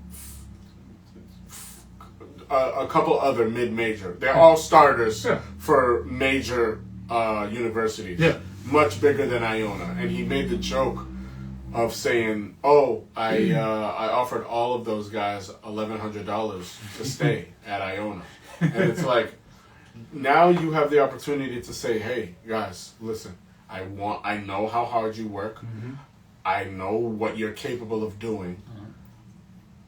Let's keep this in house, but I'm going to NC State." and I'm taking you guys with me. Everybody wins. Yeah. I make money, you make money. We'll just keep this between us for now. And the end goal is to make it as far. The end goal right now is to beat Clemson. Right. And it's not happening. So I'm gonna go with Clemson. No, I had Clemson as well. So moving on to 4-13, Purdue and High Point. High Point is another upset city.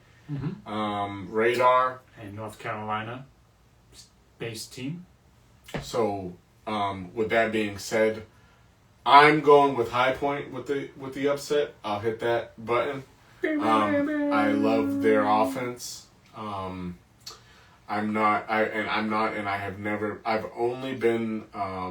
I've only vouched for Purdue because people were trying to say that Edie wasn't getting drafted, and I wish that I was a betting man to the point where like it was disgusting the shit that I was putting out to bet, because like I would have been like, listen, here's the deed to my house.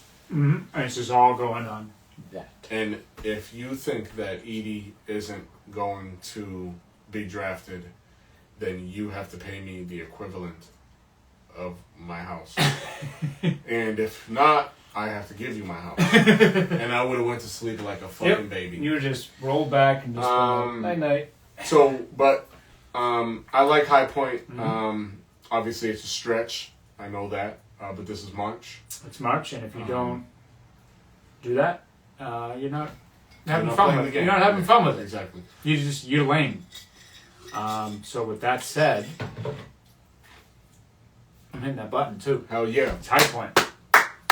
Upset. Purdue has screwed me in more ways than one for when it comes tournament time. High Point just has that swag, that vibe, that grittiness to them. It smells like a March upset. So yes, High Point to upset Purdue, and that's the second game of the day tomorrow. So that first upset's going to be quick. So Illinois plays the winner of Texas and Xavier. We're still awaiting that game. You don't think it matters at all? I have Illinois moving on. Okay, cool. I think it all depends. I think if Texas wins, it can definitely be a challenge.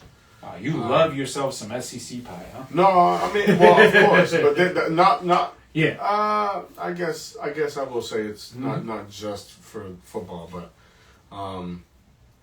I just think Illinois could be ranked high. I think Illinois is Illinois is the most complete team, and I'm not mad at them moving on. So with them being here and them playing a team that is in the first four, I will agree and state that Illinois moves on. All right. Kentucky and Troy. You could. So here's one. There's one for you. They're the Troy Trojans. There you go. Found one. Found another one. No, that's funny, but no, but still related. Still kind of related. I think Troy is going to be flaccid in this game, unfortunately. So they will not be in need of any Trojan magic. I think Kentucky moves on. Wow. When was the last time you heard a fucking Trojan man? Not for a while. Those aren't on anymore, I don't think. What the fuck? Do they even make them? I don't know. Trojans? Yeah, they do. The commercial? I wonder why they got rid of the fucking... Somebody probably bitched. Somebody. It's offensive. Yeah, we're in a different time right now. Yes, UCLA and Utah State. Oh wait, so we're going with Kentucky. Okay, yeah, all right. Like flaccid Trojans. Okay. UCLA and Utah State. I've been going back and forth with this one. Yeah, I know. I don't think it matters. No. Absolutely. Because of who they have sitting below them. Pause. For sure. But gun to your head. UCLA. I was gonna say 1, 2, 3, go. No, okay, my bad. So, but we're on the same page. UCLA. So UCLA. We'll go with that, and then last but not least, a team I don't want to pick. Tennessee and Wofford. Yeah. Or Wofford. Or Wofford, or depending on where you're from or where you're at in the U.S. of A. Wofford. Wofford kids, dude. It's the Wofford Terriers, dude, I think. It doesn't matter. Terrier, Bulldog, German Shepherd, Tennessee. Tennessee actually volunteers. There's another dog. They're the what are they? What is that? A fucking basset hound? Something like that. Yeah. You know, flopping droopy ass ears. The hot dog style. No homo. Yeah. So Tennessee moves on in that one.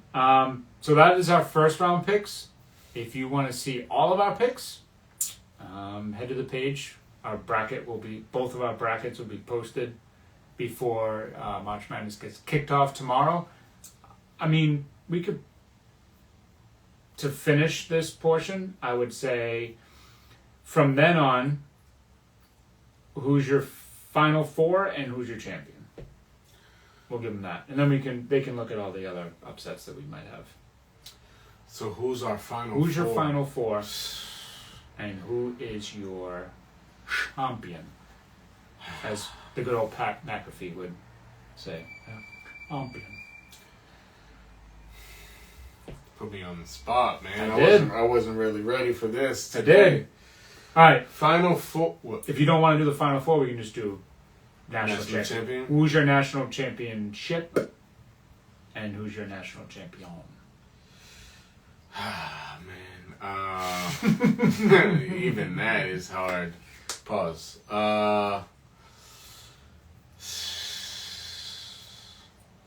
You got me, man. I'm. Wow, I stumped him. Yeah. He's not ready for this. I'm not. I'm really not. You are not ready for March yet. Come on. It's too soon. This is not the year where I'm never in my life, I don't give a fuck, saying that Duke is gonna win the national championship. That is something that I will never do. I don't care who they got. They've lost this year to a few teams in this same very bracket. So Kansas, let's not Kentucky, go there. and Clemson. Yeah. So let's not do that. And I got a lot of Dookie friends, and they know me, and they've talked shit about all year to me, and respectfully and rightfully so. You got it this year. You got it this year. They have played in the ACC, which is probably one of the weaker conferences.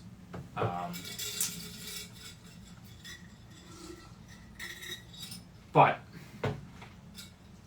the AC with weak conferences, you still have to show up. You still have to play the games. And I have not seen many games this season where Duke has been tested. They've literally just rolled through motherfuckers, man. the ACC. The games, obviously, they played. The teams that they've lost to, Kansas, Kentucky, and Clemson. But no team is perfect, and they're gonna lose some games. They haven't had that moment where you're like, uh-oh. Yeah. Yeah. But this isn't the time. Their most valuable player, if not their best player, You can say it. is hurt. Yeah. Does that affect them? Before I would say yes. After what I saw them run through the ACC tournament without Coop, that's obviously a no. Now they're only going to get him back.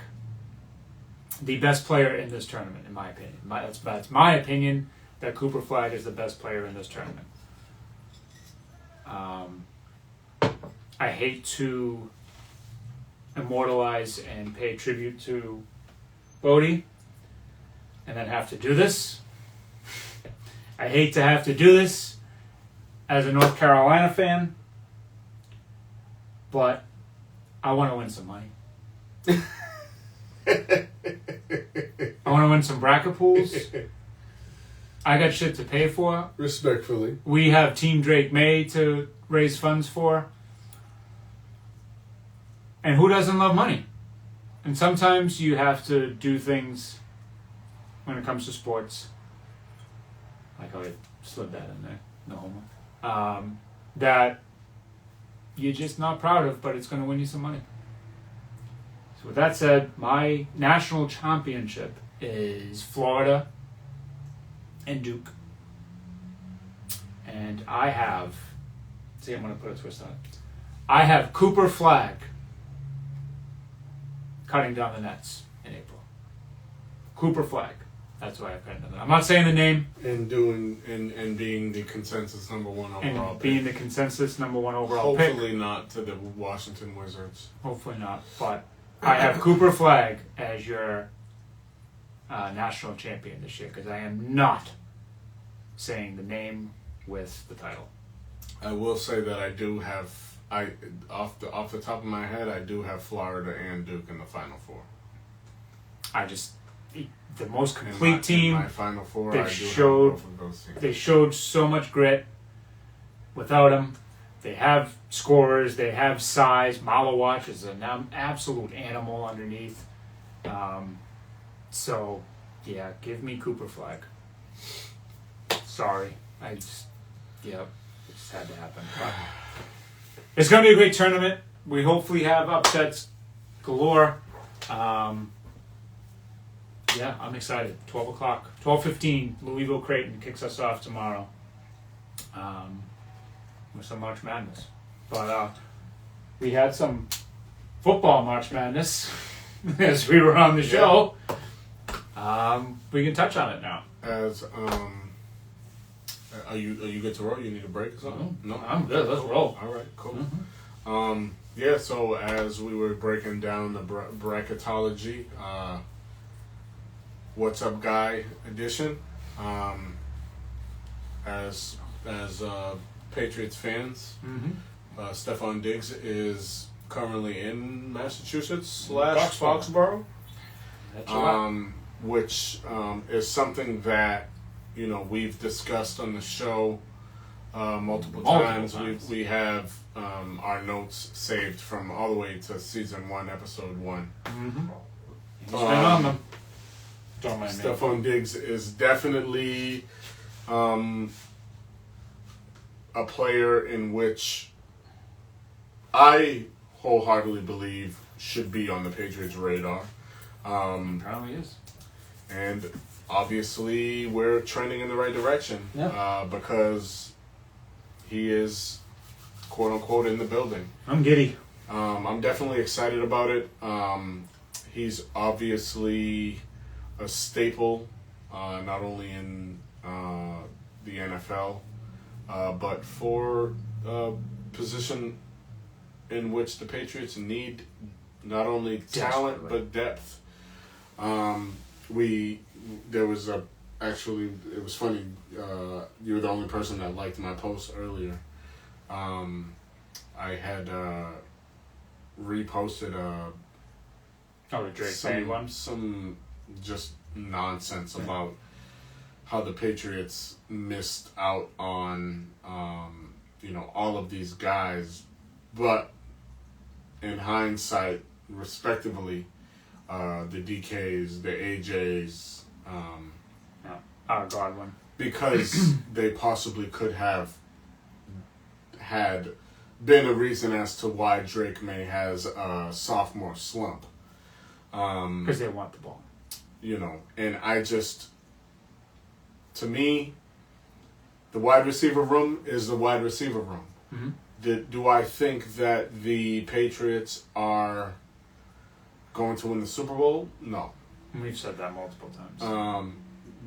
Am I somebody that understands that the Patriots have the third easiest schedule in the NFL? I am. Mm-hmm. Do I think with the moves that the Patriots have made thus far, while not only being done, but still in contention based off of what we've done thus far and the draft not even being complete, Absolutely. I don't know. Is a fringe wild card team, and you'd be foolish to think otherwise. Not even a fringe, it's solidified. I just, I say everything with a grain of salt. Yeah. They still have to play the games. Yeah, and we obviously this is a hard sport, bearing injury. You never know. Right. One cut, as we all know. There's been a lot of trimming of the fat. Oh God. There has been a lot of mindset changes, regardless of no matter if if you want to argue age, longevity, but Vrabel. Yeah, it's Vrabel's just like the culture has shifted. The heat has turned up.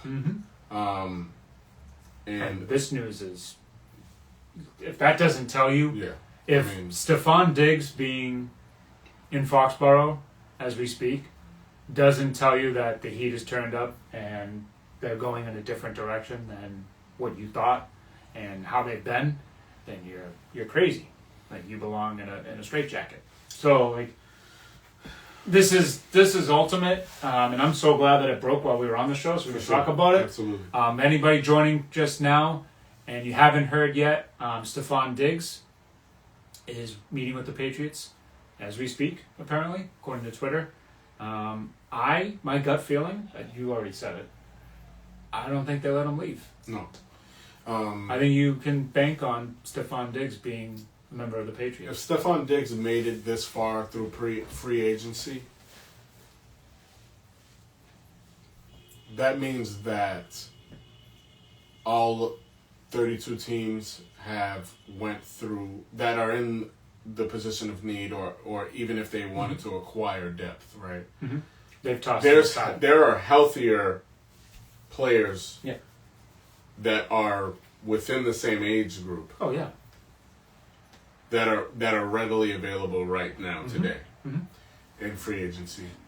Are they the better wide receiver though? Regardless, no. Time will tell.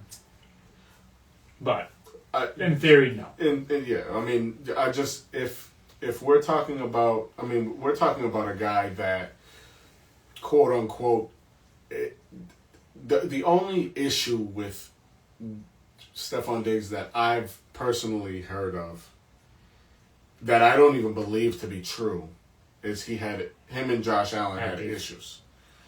I don't believe that to be true. But if it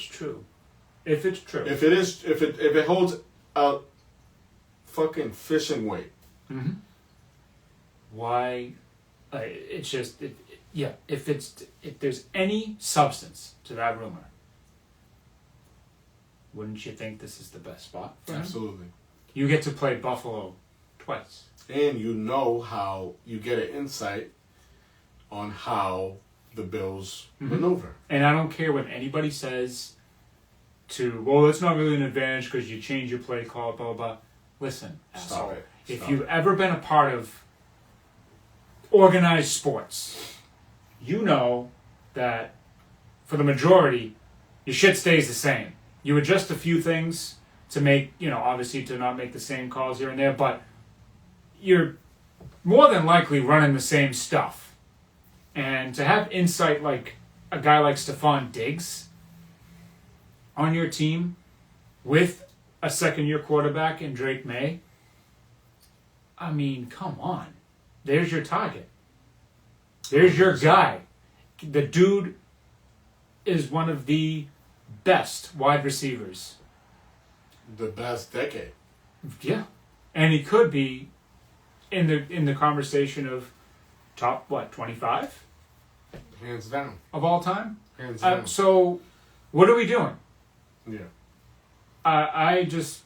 Yes. Do not let Stephon Diggs leave Gillette Stadium without putting pen to paper, or however the hell they do it now, and bring Drake in, have him meet with Drake, create that chemistry right off the bat, and man, jeez, Drake to Diggs. I mean, he won't be available until probably minicamp. Right. But It doesn't matter.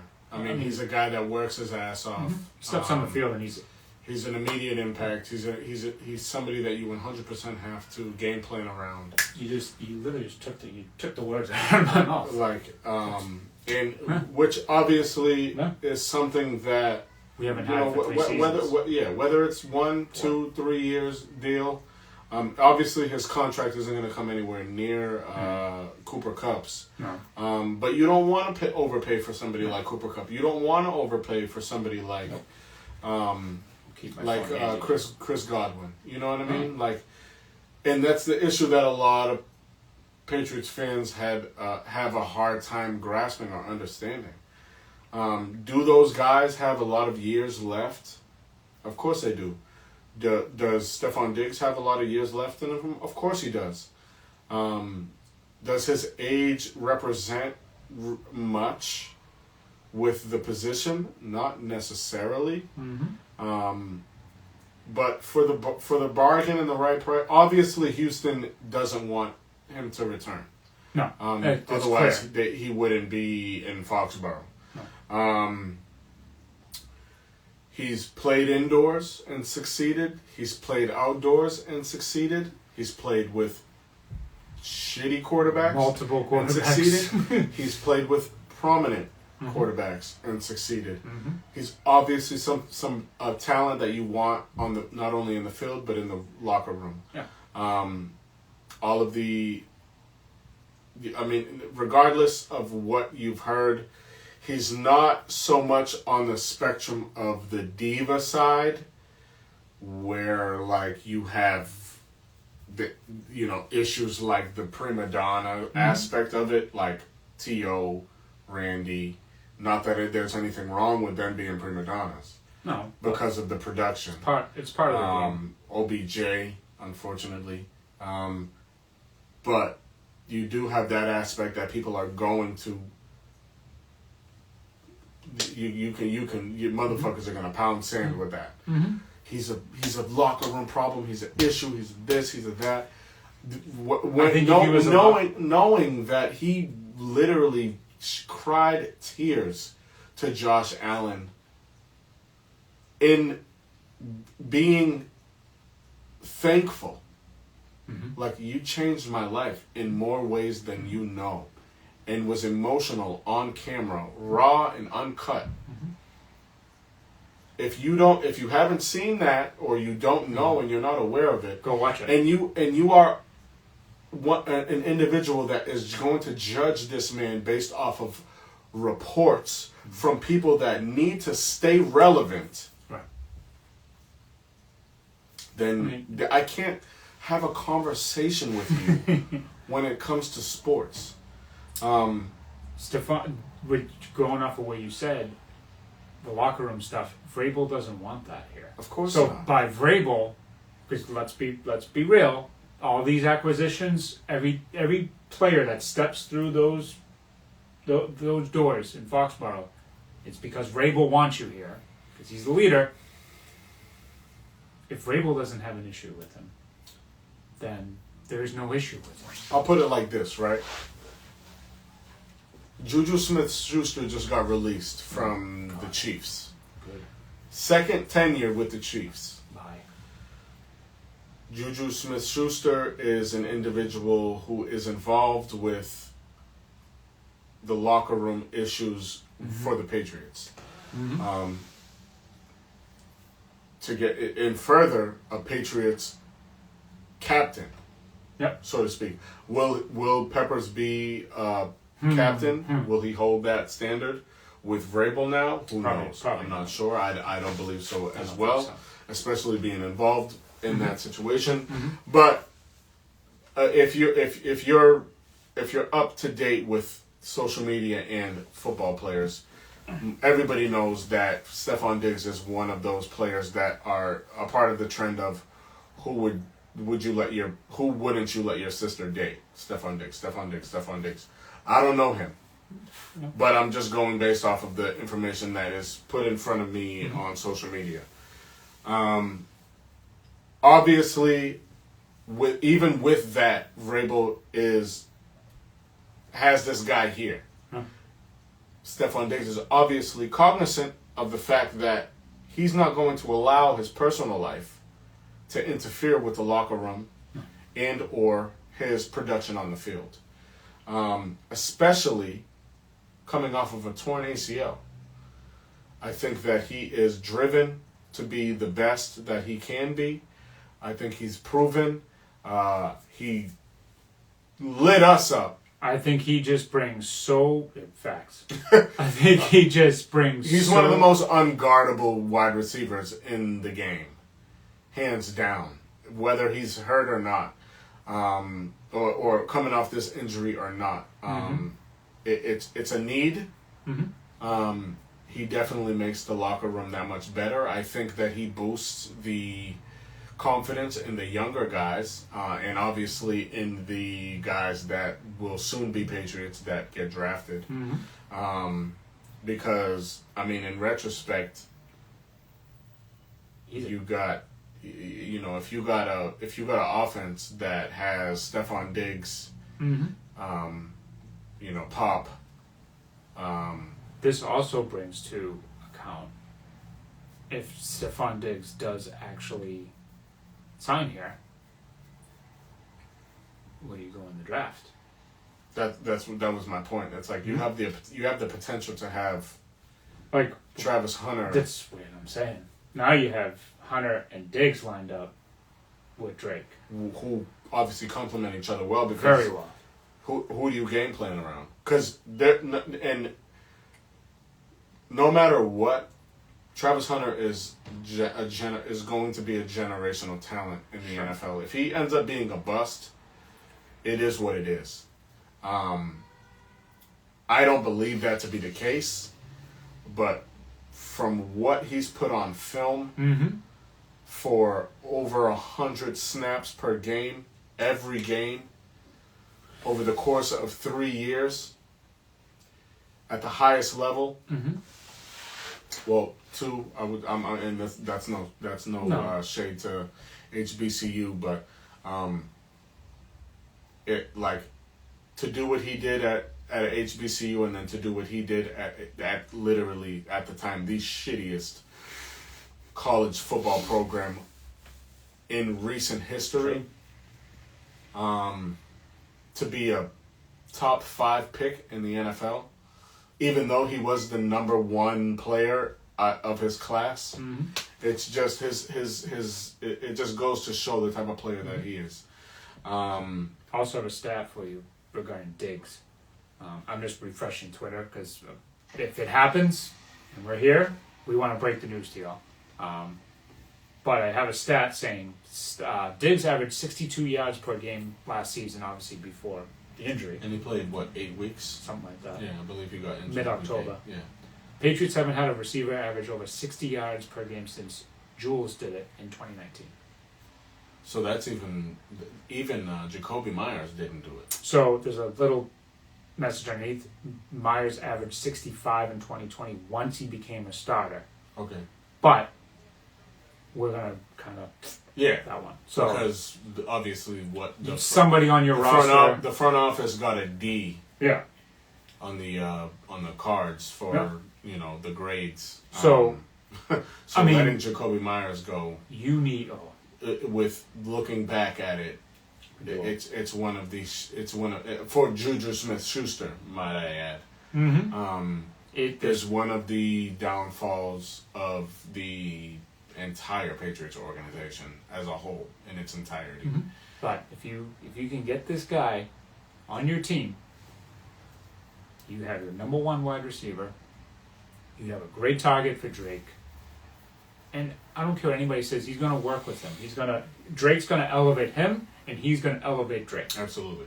There's no question in my mind that Absolutely. Stephon Diggs wouldn't help Drake more than hurt him. Yes. It will be fun. It'll just make the season that much more fun. Mm-hmm. And who knows? Maybe you do win a game or two that you're not supposed to because you have a guy that can get open. Exactly. You got a clutch wide receiver. Wild, right? A clutch wide receiver. Maybe you can start to design plays that Drake is able to get the ball in places where he couldn't last year because you have people that don't know where to go or how to catch the ball. Maybe that play against Buffalo, where Drake threw the pick, where the route was messed up. Yeah. Maybe Diggs runs the right route and he catches that ball in the back of the end zone For sure. where Drake threw it. So under a mastermind, it's a no-brainer. It's obviously if Diggs wants to be here, but he's at least interested because he's here. yeah. I don't think that he would be anywhere else. He's obviously. With all of the. My one concern is Kansas City.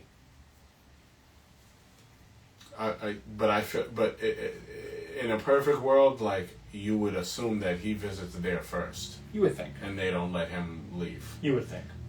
So, yeah. So, I think all I always sides, play devil's advocate. Yeah, You never know. absolutely. Especially with the Patriots the past few years. Yeah. And especially with this year being the first year with, with front office actually being a front office up to this point. Yeah. Because the draft will really solidify, to me personally, where we are as a front office. Oh, yeah. And their ability to scout talent and to be able to add the talent that is needed. Or just simply draft the players that the fans that are watching at home want to see picked. Right. And that's no shade to Bill. Obviously, we know how Bill drafted. Right. And he listen, exactly. It's no shade to him because he Did hit. It matter? He hit on a lot of them. Yeah. But he also swung and missed on a lot of them. I think he swung and missed on more. But regardless, he still won. It didn't matter. It was almost like, I'm going to draft as shitty as I possibly can just to have another reason to show you guys that I am the fucking greatest at what I do. And clearly, times. And obviously not. So with that, I think that, obviously we want Diggs here. Yeah. That's no question. It obviously it goes to those who had something to say about the signing of Mac Hollins, right? Like, oh, like what? Like that's what we're. And it's like, I can't talk to you. Mm-hmm. You think that is all that they're going to do? Oh, they signed all these pieces on the defense and blah, blah, blah. And Mac Hollins, like, this is our wide receiver room. No, idiot. Like, come on, dog. Like, are you fucking for real? Mm-hmm. Even if it was, right? Even if it was, you are not.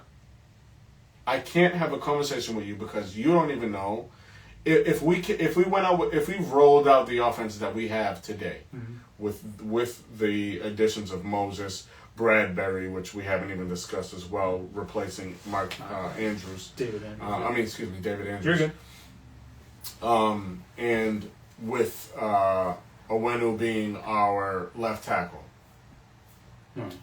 Whatever. Ramondre Stevenson is still our running back. Yeah. But we have Hollins.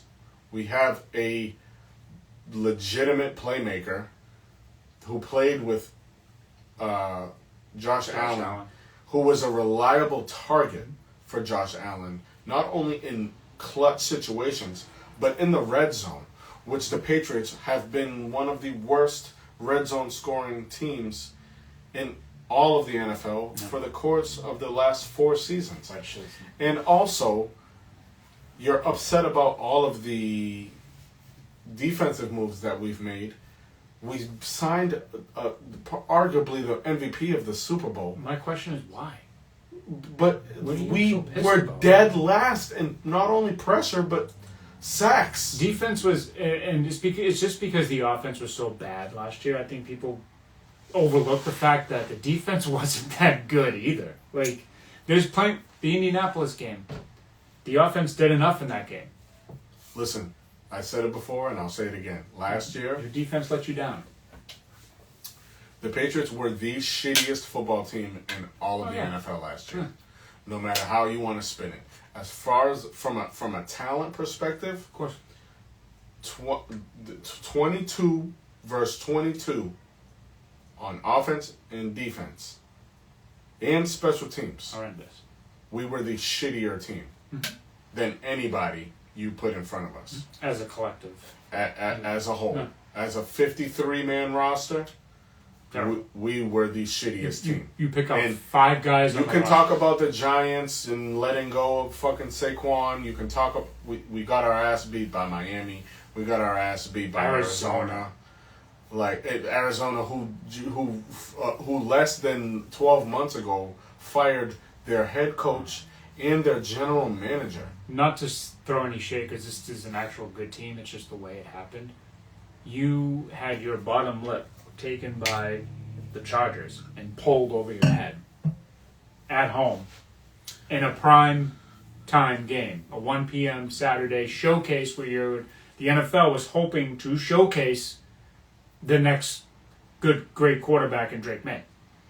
But they couldn't do that because you didn't have your shit together, because at that point you didn't give a fuck. So, and as we stated, the 40 points. Free agency isn't finished. No. Right? No. So the Patriots acquired Moses, right tackle, right? Well, he's old. A veteran. He's not going to be there. A veteran in the game, right?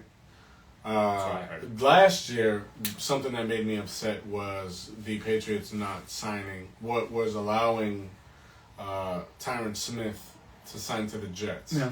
That made me upset.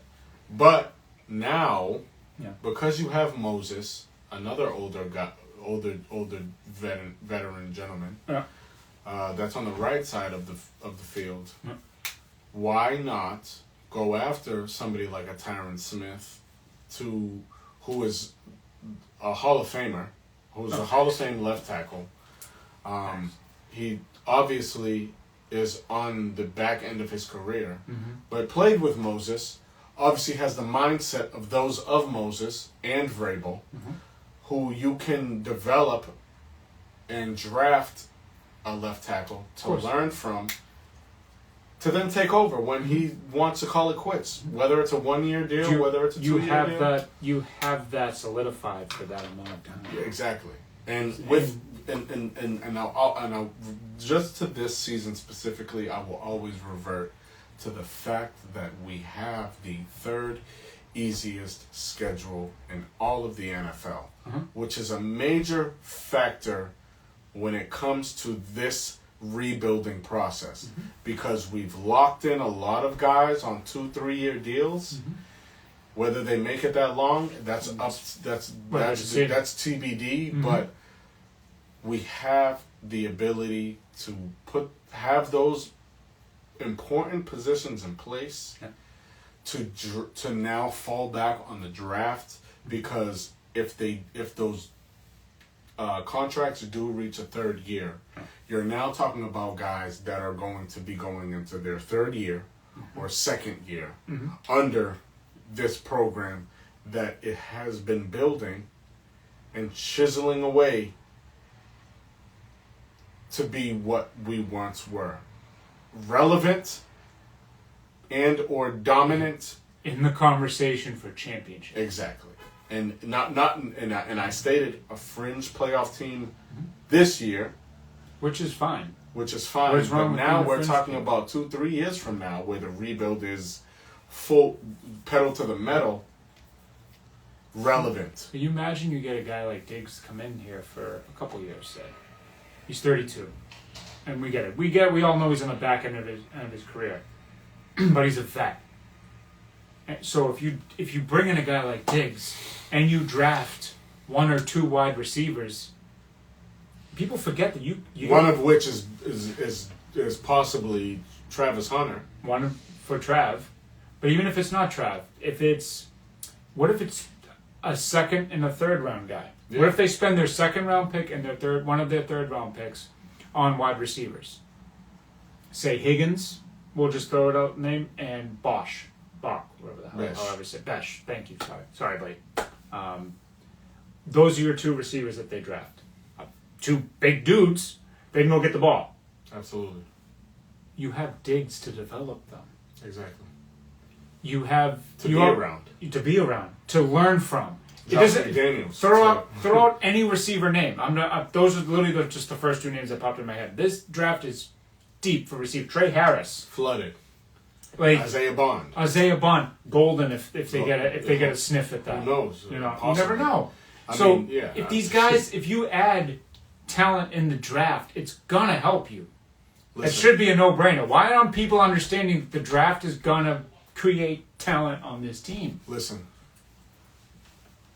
the Patriots have four out of the top 100 picks in this year's draft. The Eagles, the respective Super Bowl winners, have 5.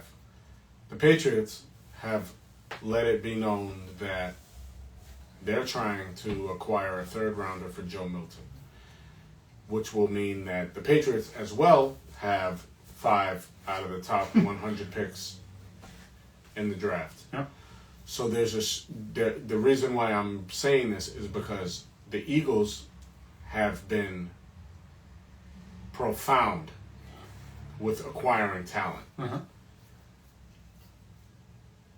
Making a move like that it's not like we're copying them. It's just we're doing what we're getting. We're moving we're trending in the direction in which championships are built. And obviously, the Patriots and the Eagles are 1-for-1 in the Super Bowl. Obviously, unfortunately, that is the case. They had to have their first Super Bowl against the greatest sports franchise in all of sports.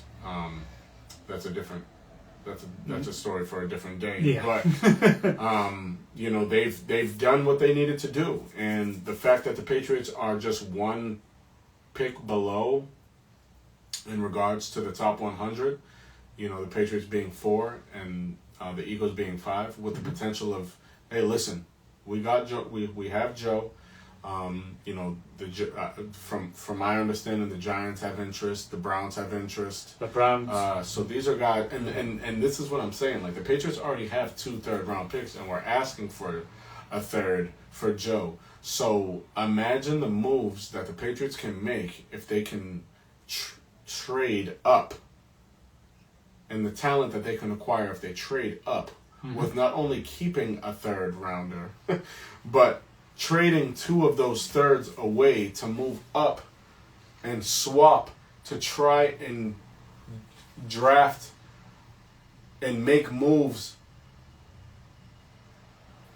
to make a move like draft a Lad McConkey instead of trading back and getting a Polk.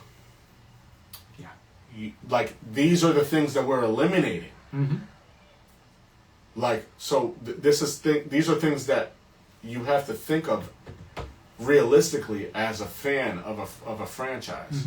The name of the game is moving forward in the right direction and minimize your mistakes, and taking accountability first. Eliminate the stupidity, and like you said, taking accountability for your play on the field. If you suck, you suck.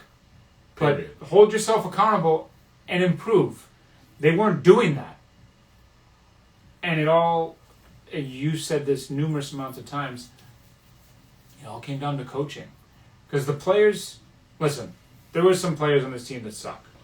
Like bad. Like, they don't belong in the NFL type suck. We all know that. Especially on the offensive line. The left tackle quit, for Christ's sake. So... shouldn't even be in the NFL. Oh, and he's on the Jets now. There you go. But overall, you had some talent. You were in a lot of those games. You just didn't have enough talent to bring you to that next level to win these games. Or the attitude. The motivation, the drive. I'll go back to it until I'm blue in the face. You just got your balls kicked in by Miami in Miami. And the only person that was seen taking the loss kind of seriously and making it impersonal and sitting at his locker looking depleted was your rookie quarterback. That should tell you everything you need to know about the 24 Patriots. And then playing cards on the way home from Arizona, that BS. Yeah. But that started it. The Miami thing, when I saw that, I sent it to you right away. I was like, this is the problem. Your rookie quarterback who's not even played, he's played a handful of games at that point. I forget, it was the end of November. So Yeah. he's only played for about 2 months. Not even. Less than 2 months in the NFL. A game that had so much bearing. Yeah. If you won. Yeah. You could have potentially turned the season around somehow. Put a possible playoff team. Yeah. With that one game. Yeah. And you got taken to the woodshed. Like, so, and the only good play in that game was because of your quarterback. Rookie quarterback. And then the thing that people point to the most is the pick that he threw at the end of the game. Rookie quarterback that didn't start the season. Mm-hmm. That came in week 6. So let's put all that to rest too. But where we stand today, if you're a Patriots fan and your reaction to what they've done so far is, I don't like it. Minimal. They've done too much on the defense. They haven't solidified the offense. They haven't given Drake anybody to throw to. You're an idiot. Do me a favor. Jump off the fucking Tobin. Take a nice little dip in that very, very clean water. I mean, I'm sure it's probably like 48-ish degrees maybe, so Yeah. might be a little refreshing, Yeah, but sure. you know, Cool off your hot takes of yeah, being absolutely just dumbfoundingly stupid. yeah. I mean, it's more far fetched for you to be upset than for us to be excited, because it's like, you gotta be shitting me. Like, what? We've made more moves in this offseason alone than we've made, and assets acquired and talent acquired than we've made over the past 2 decades. And your number one thing is to still bitch. And complain that we don't have a left tackle, or we don't have a number 1 wide receiver, or we're not going to win the fucking Super Bowl. No shit. Obviously. No shit, we're not going to win the Super Bowl. But, like, they're adding so many pieces. They just added Bradbury for the center to replace Andrews. Less than a week later. I mean... And you added another linebacker. Patching holes, Like- filling positions of need. And I've heard... To make the draft as simple as possible. That is the point. Like, right there. how do you think a franchise is run? That is the fucking point that everybody needs to get to their heads that he just said right now on this show. They're trying to make the draft as simple as possible, where it's a no fucking brainer to who they take, where there's no question. There's no more being a Patriots fan and seeing the name that you want drafted on the best available. And it goes with another team's vote. And then it's either a trade or it's either a... Listen, I'll tell you this. The Patriots, if they make any trades, the Patriots are trading up. They are going to trade up, not down in the draft. No. They're going to trade up. Why? To acquire talent. To snatch away a player. From a team. To deplete another fan base. Yeah.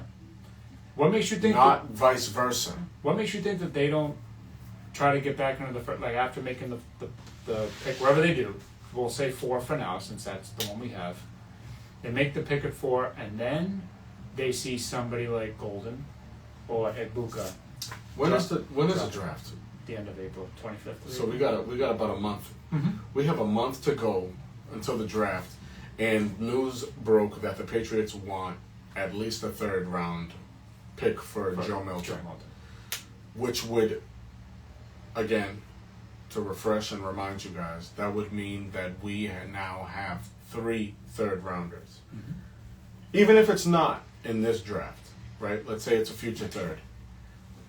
That's It's something. That's still something that you can package to move upward in the draft And you still need players. Newsflash: you're still going to need players next year. easily. So, And this isn't the last. I mean, unless somebody knows something that I don't know, this isn't paradise. no. As of today, we're still here. Mm-hmm.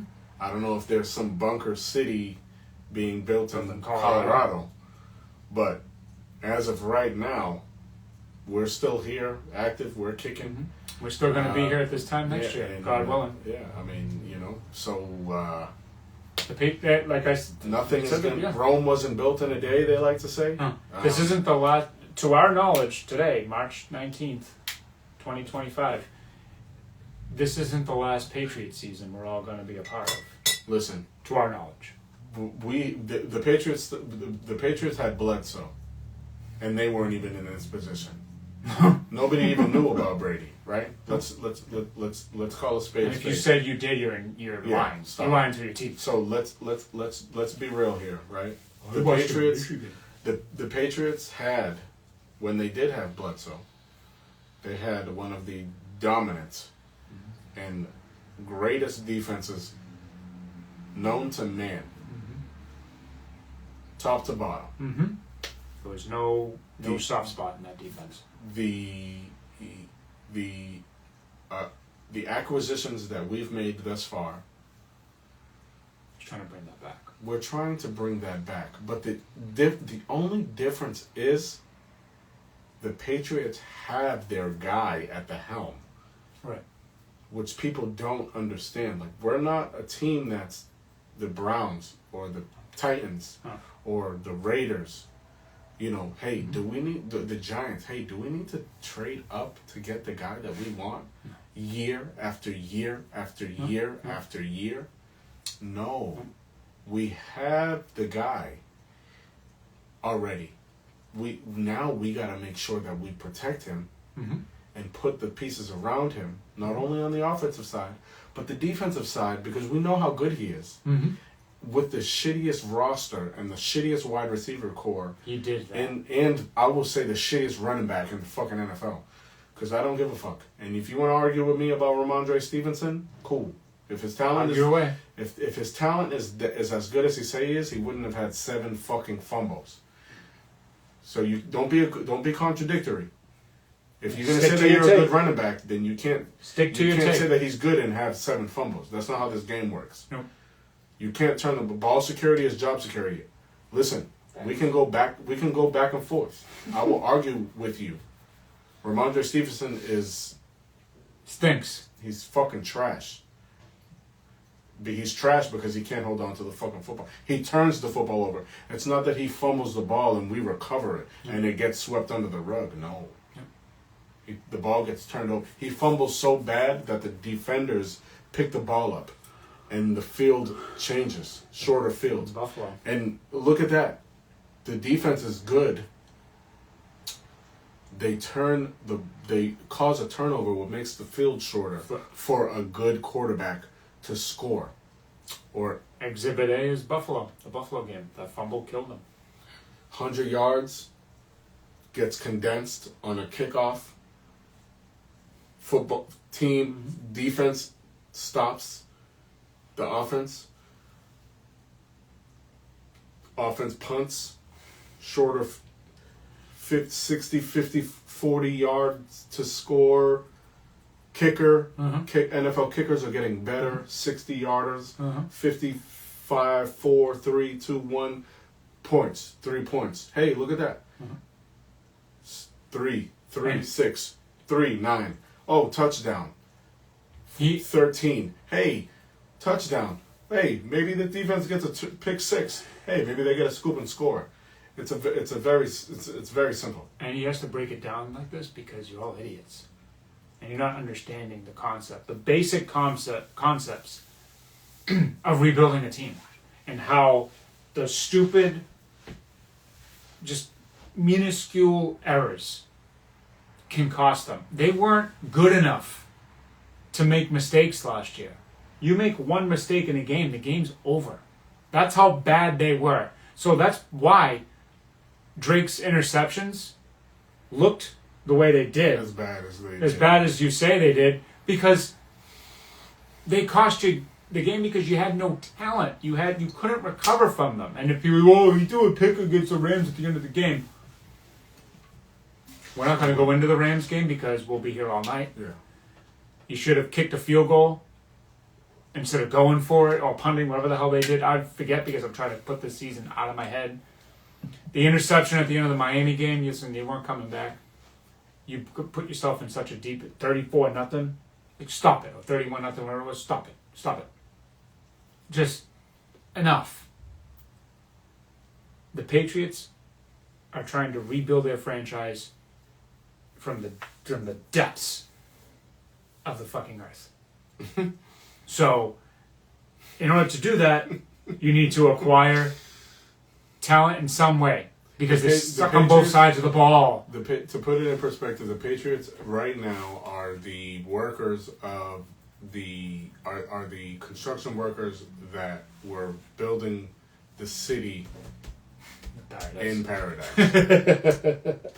Which, if y'all haven't watched that yet, please check it out on Hulu. Paradise had 8 episodes, renewed for season 2.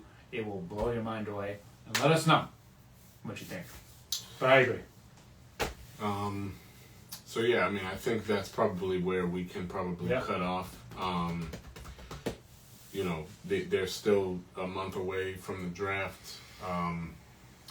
Phenomenal news. Hopefully we have more breaking news. I put my watch on just in case. Hopefully we have some good news by, the end of the week. I'm not sure how long Stephon Diggs would be. Fuck it, I hope it comes tonight. Yeah, hopefully. I mean, if,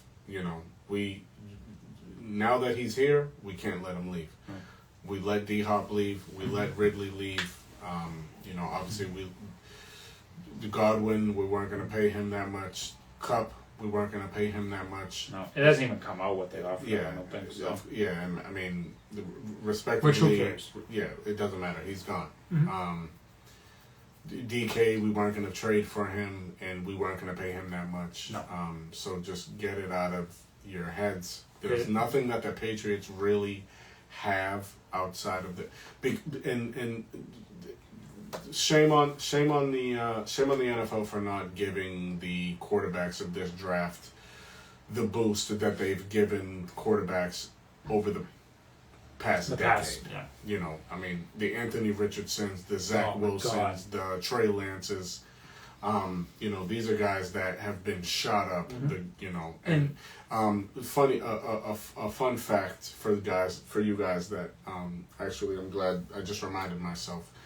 This is the first draft since 1993 where there hasn't been a trade in the first round. Everybody has their picks. Everybody has the mock drafts are there. Yeah. Nobody's really trying to do any mock drafts regarding trades. Nope. Because I guess everybody has realized that, and this is why I appreciate the fan aspect, being a fan. Mm-hmm. We hold so much weight when it comes to the scouting of these players. Yeah. Because every year we see these quarterbacks get shot up because of a pro day or just for nonsense. The quarterback position is just way too. There's no quarterback university. We all know that you need a quarterback to succeed, but you don't need to put all your chips in on a quarterback. Just handle your business. And I'll go back to the Eagles. This game is won and lost in the trenches. You're talking about a team that has the best offensive line in the NFL and the best defensive line in the NFL. And with that, you protect your quarterback, who isn't considered elite to a lot of people on this planet. But he won a fucking Super Bowl MVP. So give him his fucking flowers. And then you have a defense that swarmed and made arguably the best talented, most talented. If you got his fucking ball still in your fucking cheek, and Pat Mahomes, he made him look like a fucking fringe tier 4 guy.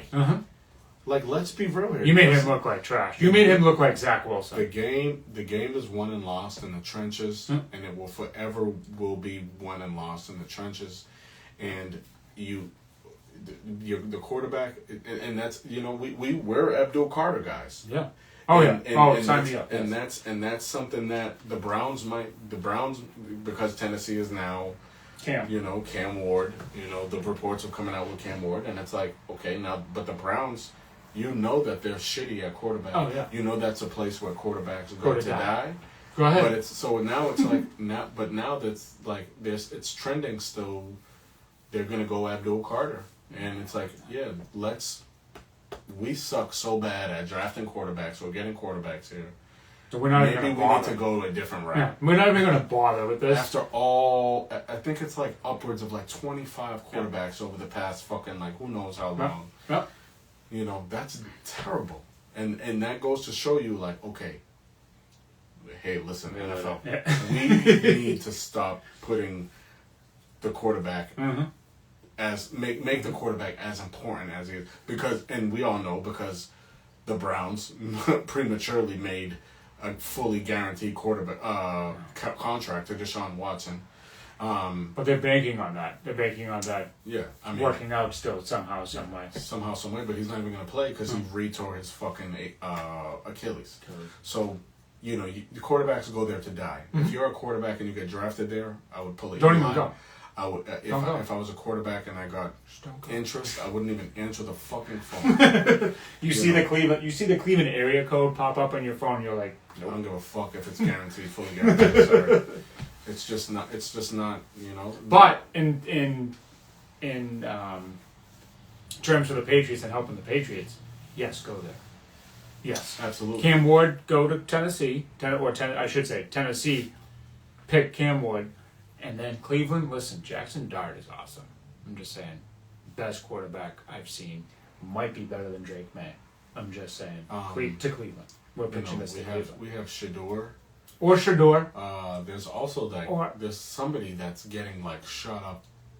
I think is he NC State's quarterback or I know it's a red team. I don't know his name, but somebody like he's legitimately getting shot up. I don't know where he's going to get drafted. Also, Kyle McCord had a phenomenal pro day. I'm just saying, Cleveland, there's a lot of quarterbacks out there for you. Tyler Shaw. Thank you. What school does he play for? I know it's a red program. See if I can beat him to it. Probably not. If it's NC State, I know I'm fucking the man.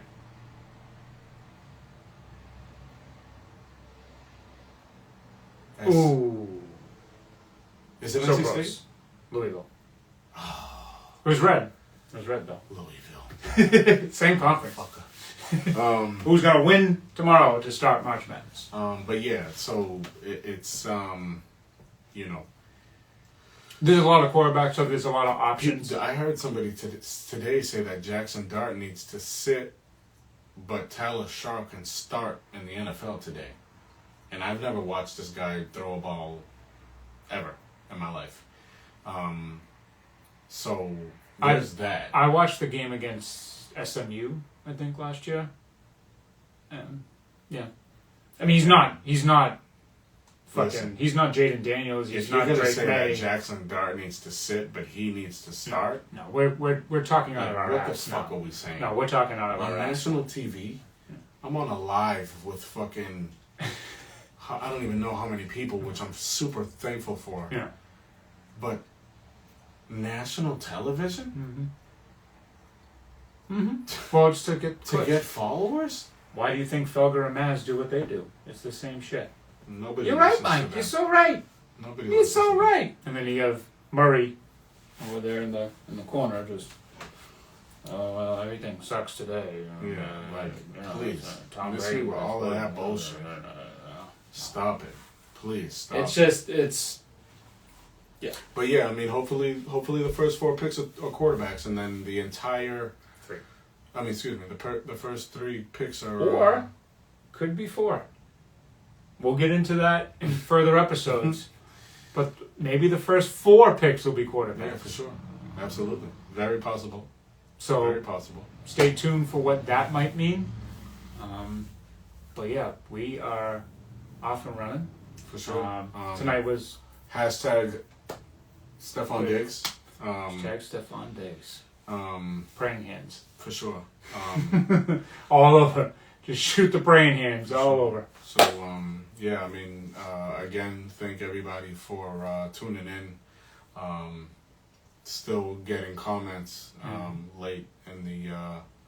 shout out to Instagram for extending their time. For Thank you. pushing 4 hours, man. This helps us. It's been we've gotten a lot of feedback. Obviously we have our YouTube channel. We've been trying, but we get more interaction on Instagram, which is appreciative. We're just rolling with what the feedback works. We're rolling with the feedback that we we're want to do that. We want to interact with y'all. We want, like Brian. Thank you, Brian, and thank you for right now. He's the one commenting, but thank you everybody tonight for just commenting and and being involved in the show. That's what we want. We want to hear from you because we want to respond to you. We usually have agendas, but we'll go off agenda if somebody brings up a good point, and we'll roll with it. Absolutely. And we'll roll with an episode. Absolutely. If somebody brings up a great point or a great topic, we want to hear from you. We want you guys to be as involved in this as we are. This is what we try to do to separate ourselves from the saturated podcast world. Yeah, we want to be different, and for sure. we, like Derek always says, and I always say, thank you so much for everything. If you guys have advice for us, some things you like on the show, some things you don't like on the show, some things you think that would add to the show and make people, when it's just send a text, send a message. Let us know what you like and what you don't like. What do you want to see? Do you want us to have more guests on the show, which we're building that guest list, by day. Do you want to see more guests? Do you want to see more Boston stuff? Do you want to see more other stuff? As Derek has said, this is not only a show about sports. Yeah, we open the show. Go ahead. Yeah, I was just gonna say, like, we obviously, tragic event earlier today. Had to put my pup down. He's obviously not a bulldog, but he is a dog. No. So shout out to all the dogs. That's why I got this on. But it's just talking earlier in the day.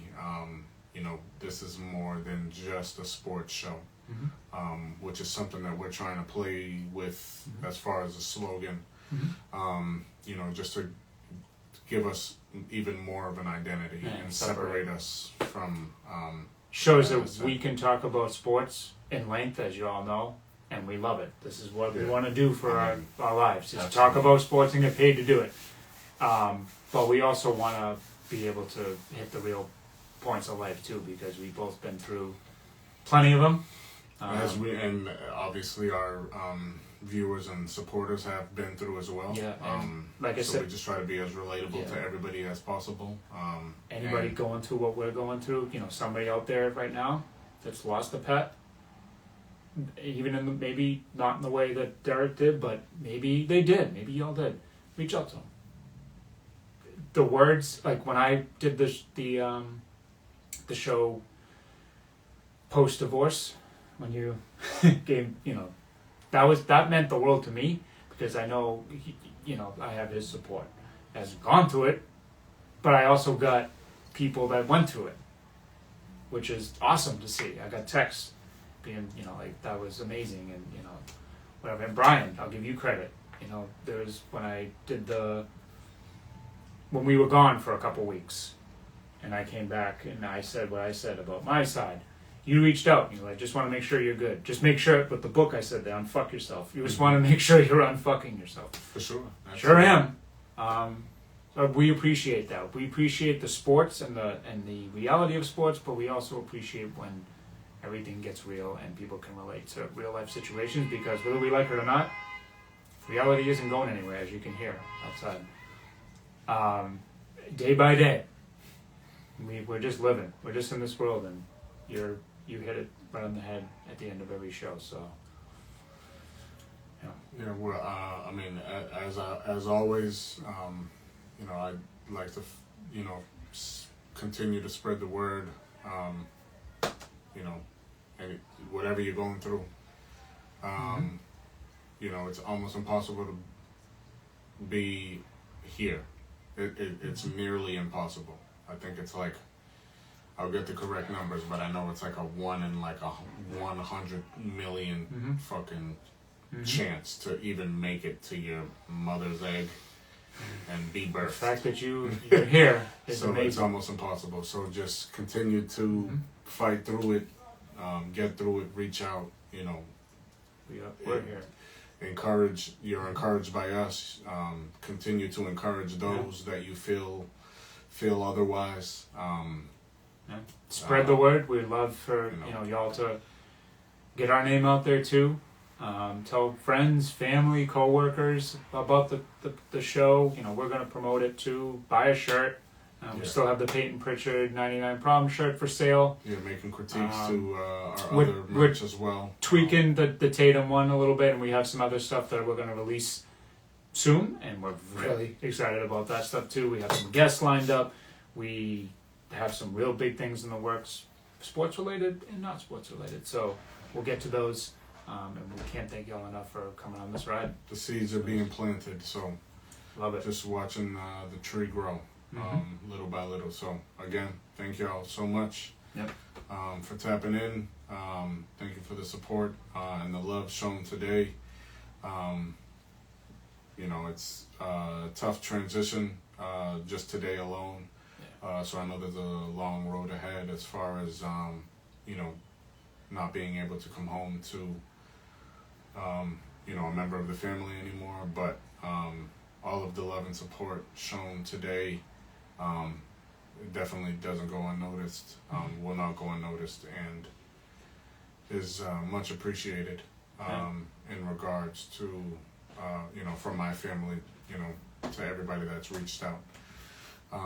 So with that, you know, thank y'all so much. And see y'all next episode. Yeah. Hopefully in a much, you know, lighter setting. Even if it's not, we'll run right through it just like we did tonight. Because life is life. Yeah, you gotta run through a motherfucker face, as Marshawn Lynch said. Appreciate y'all. See y'all. Thank you, sir. Peace. And that's a wrap.